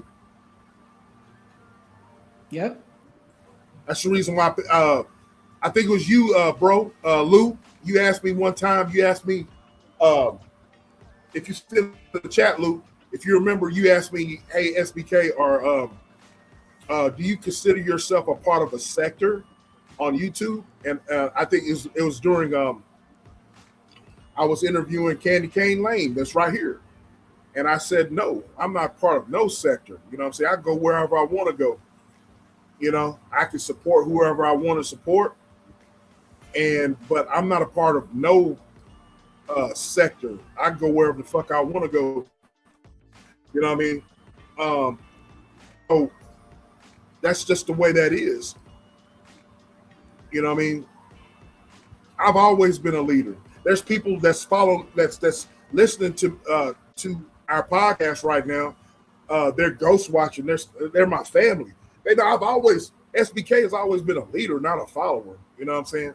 I don't think you women, you ladies that are in the chat, majority of you guys are ladies in the chat.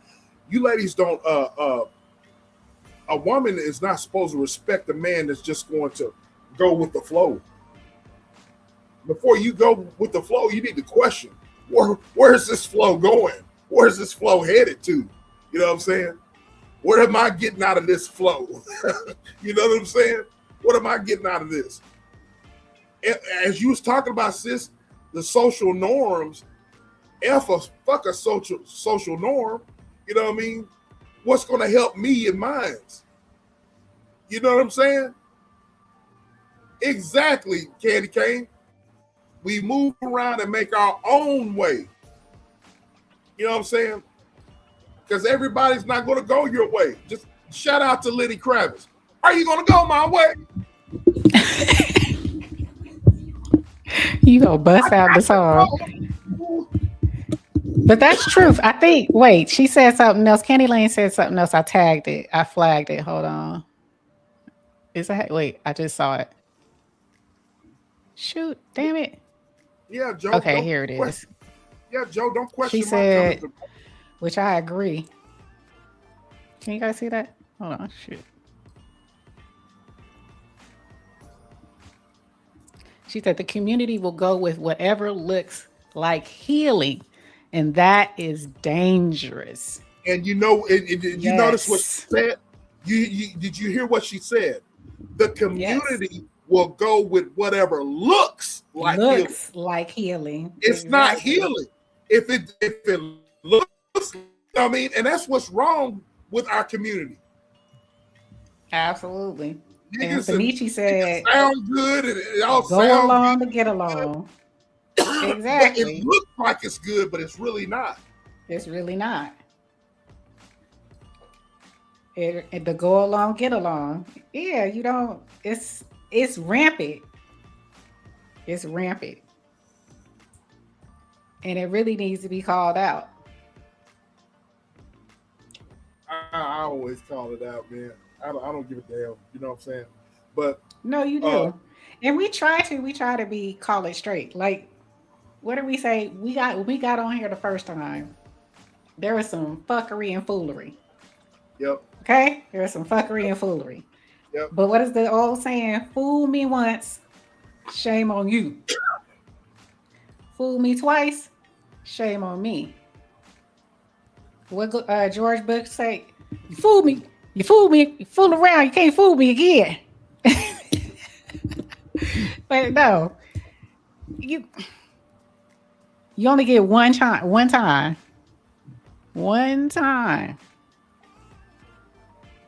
But people need to call it out. But it's so many people out here that are chasing money. They don't care about healing anybody. They're chasing their own individual dreams. They're chasing money for themselves. And you just happen to fall into the trap of believing that they actually care about you, but they don't. And the fact that this woman, going back to Cheyenne, that she said that she don't have to prove anything to anybody is bullshit. Because if a judge calls you into his courtroom or her courtroom and says, I need to see your documentation, I need to see your credentials, you can't tell that a judge that I only answer to God, not man. Try it. Try it. Let's see what happened. What did you say? That's one of your favorite quotes? Okay, I love it. Fool me once, shame on you. Fool me twice, shame on me. Exactly.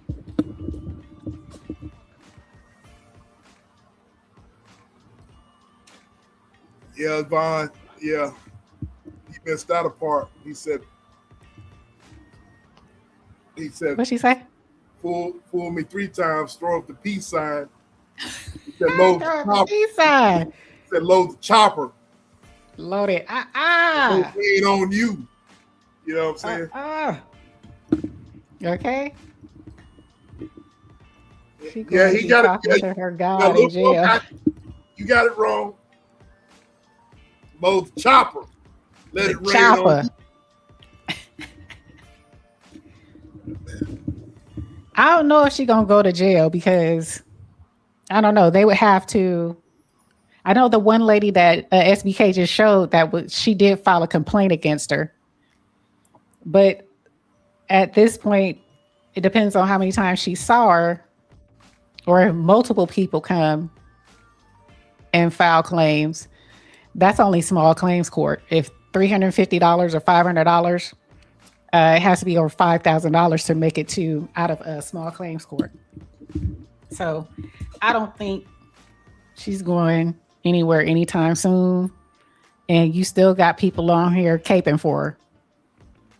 Yep. You still got people on here caping for her. Y'all just jealous because she pretty. Okay. Okay. Okay. Okay. Okay. Okay. Let's keep that pretty stuff moving. Keep that pretty privilege moving.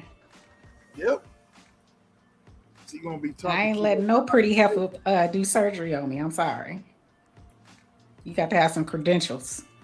Yep. She's going to be talking to her. Okay.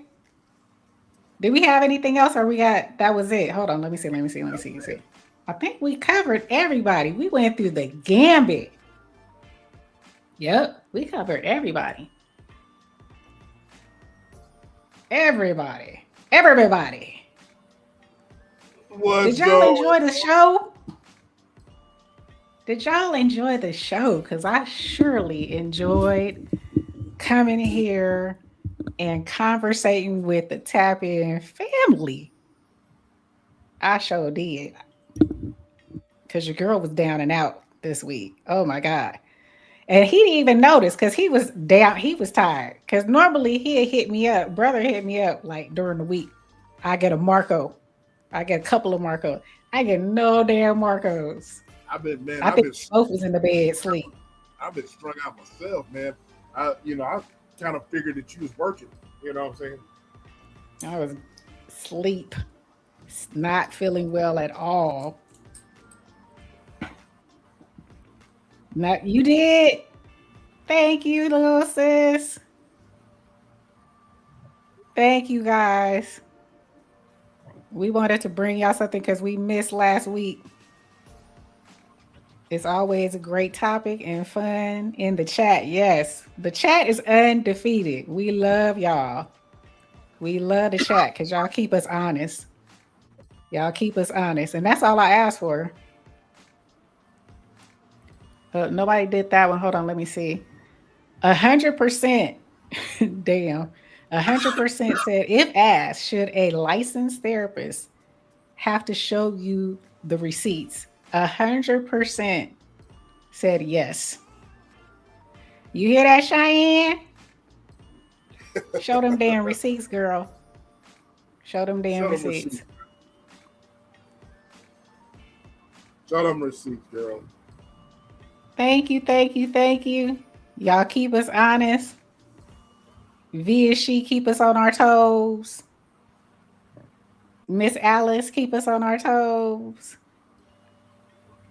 Thank y'all so much. Are you going live tomorrow? My bonus son is graduating on Sunday. Oh, another party going on. Shout out to Thrive and Glow with Joe. Her son is graduating Sunday. He's my bonus son. Shout out to him. So I gotta be on my black job tomorrow. And then after my black job travel, Pooh and I are traveling to see him graduate. So I appreciate that. Yay! Sitting in the back, graduating. Watch the kids play through the glass door. That's just some help. Hey man, Fenici is always a pleasure, bro. We appreciate it. Thank you so much. So much. Shout out to the graduates. That's right. Shout out to the graduates. The next phase, the next wave. I was trying to get Vaughn to do a part 2 of a live, so she could be a co-host of the bar again. At the bar? Yeah, I was thinking about having her co-host again, but she's chickening out. You know what I mean? Why is she chickening out? I don't know. She's scared she's gonna get a whooping or something. I don't know. Oh Lord, you are crazy. Come on, sis. So I was trying to get because I feel. Look, you see this? What'd she say? She said, "Bro, I can't come outside. She on punishment. That's all right. That's all right. If you got put on punishment, hey, it's well deserved. Serve your time. Sit your butt down. Behave. My goal, Mr. let you back outside. My goal is to get V and she to open up the bar with me. But okay, my co-host, but she all I don't know, but Vaughn is all I felt I left some content on the table. You left it on the table? I felt I left some content on the table. You know how I feel, little sis. If you've been banned from outside, somebody says you can't come outside, and if it's who I think said you can't come outside, you can't come outside. Okay? I ain't mad at you.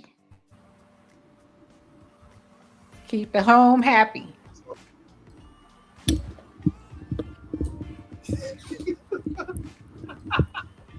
We said a little bit. Oh my God! Don't be covering your eyes, he or she. Okay, come on out there and hit the bar. I'm gonna get her. Co-host. Hey man, y'all. Never mind. V come out of them bushes. Vaughn, victorious Vaughn. Victory is yours. Victory, Lord. Victory is singing is yours. I feel like I'm in the Pentecostal church. Lord have mercy.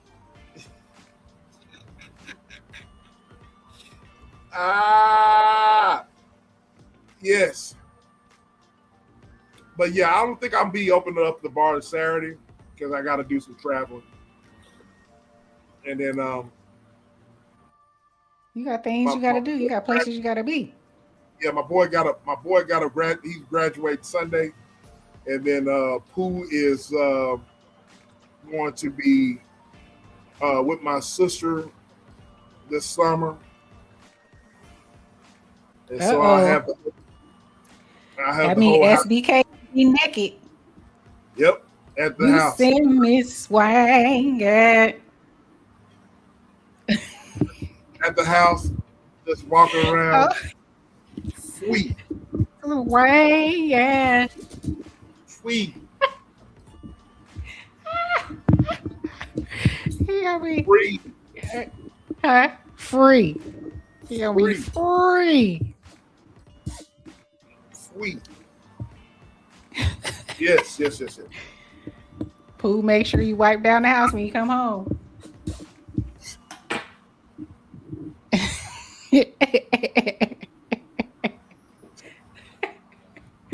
Oh Lord.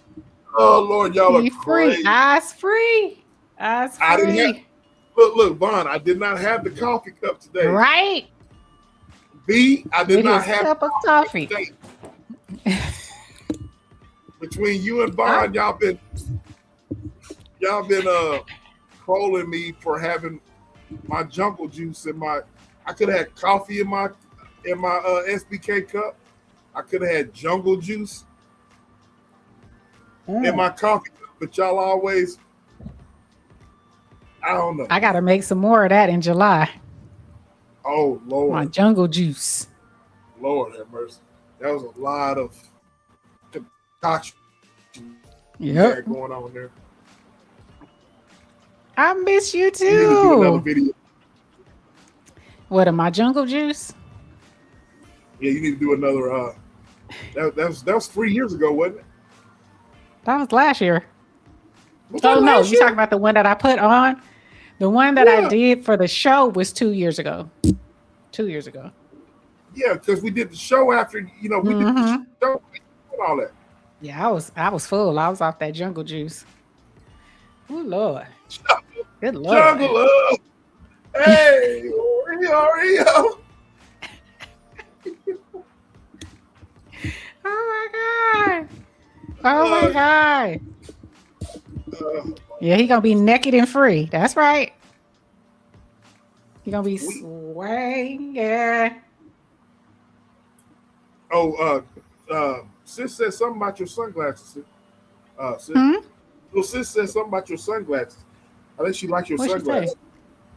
Oh, you like my sunglasses? No, Thank you. they've been giving you Thank compliments you. all day, all night. Did I miss my compliment? Anybody who gave me a compliment, I'm so sorry. Thank you. Thank you so much. They've been giving Thank you you. compliments all day. No, I didn't. I did not. Thank you. Thank you.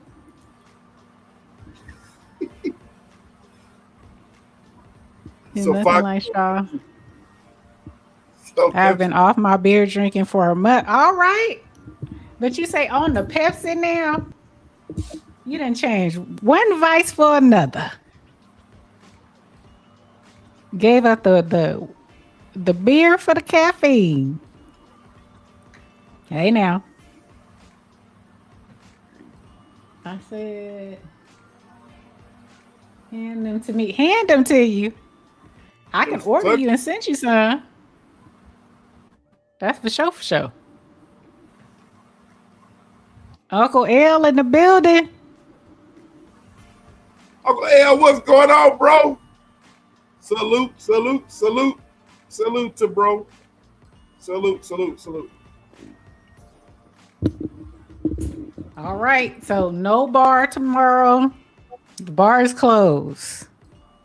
It's closed until Vaughn or V-Sheet they I don't know. I'm trying to get Vaughn is too scared to come outside.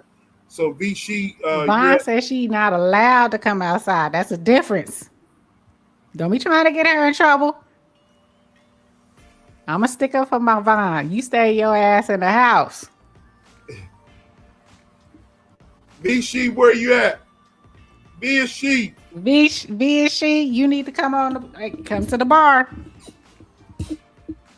Oh, you said Pepsi and water? Okay, good.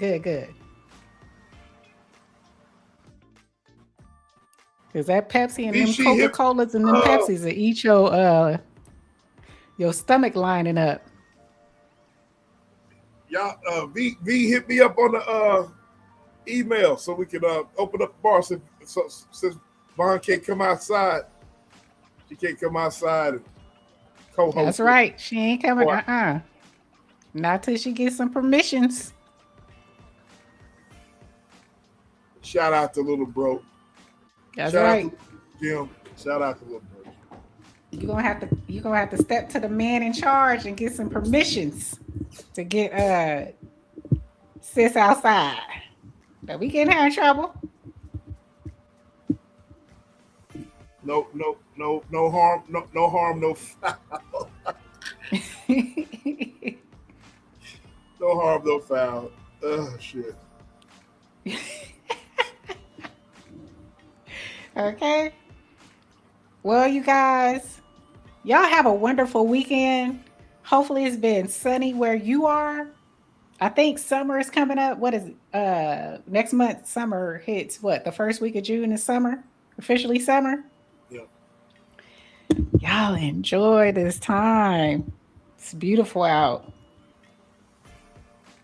Touch some grass. I always say get out, touch some grass. Make sure y'all touch that grass. Get those fresh fruits. Enjoy life. Enjoy your loved ones. Enjoy your loved ones. Until the next one, we're going to get this man because he got to go to his black job tomorrow. Until the next one, you guys. She said, put some clothes on next time. Put some clothes on. We're going to make sure you come with a turtleneck. In the summertime. so y'all can clown. Okay. He say turtleneck. We're going to turtleneck him out. Damn. That's what we're going to do. Put him on a hoodie. Okay. Diabolical. Very. Until the next one, you guys. What do we say? We are gone. Gone.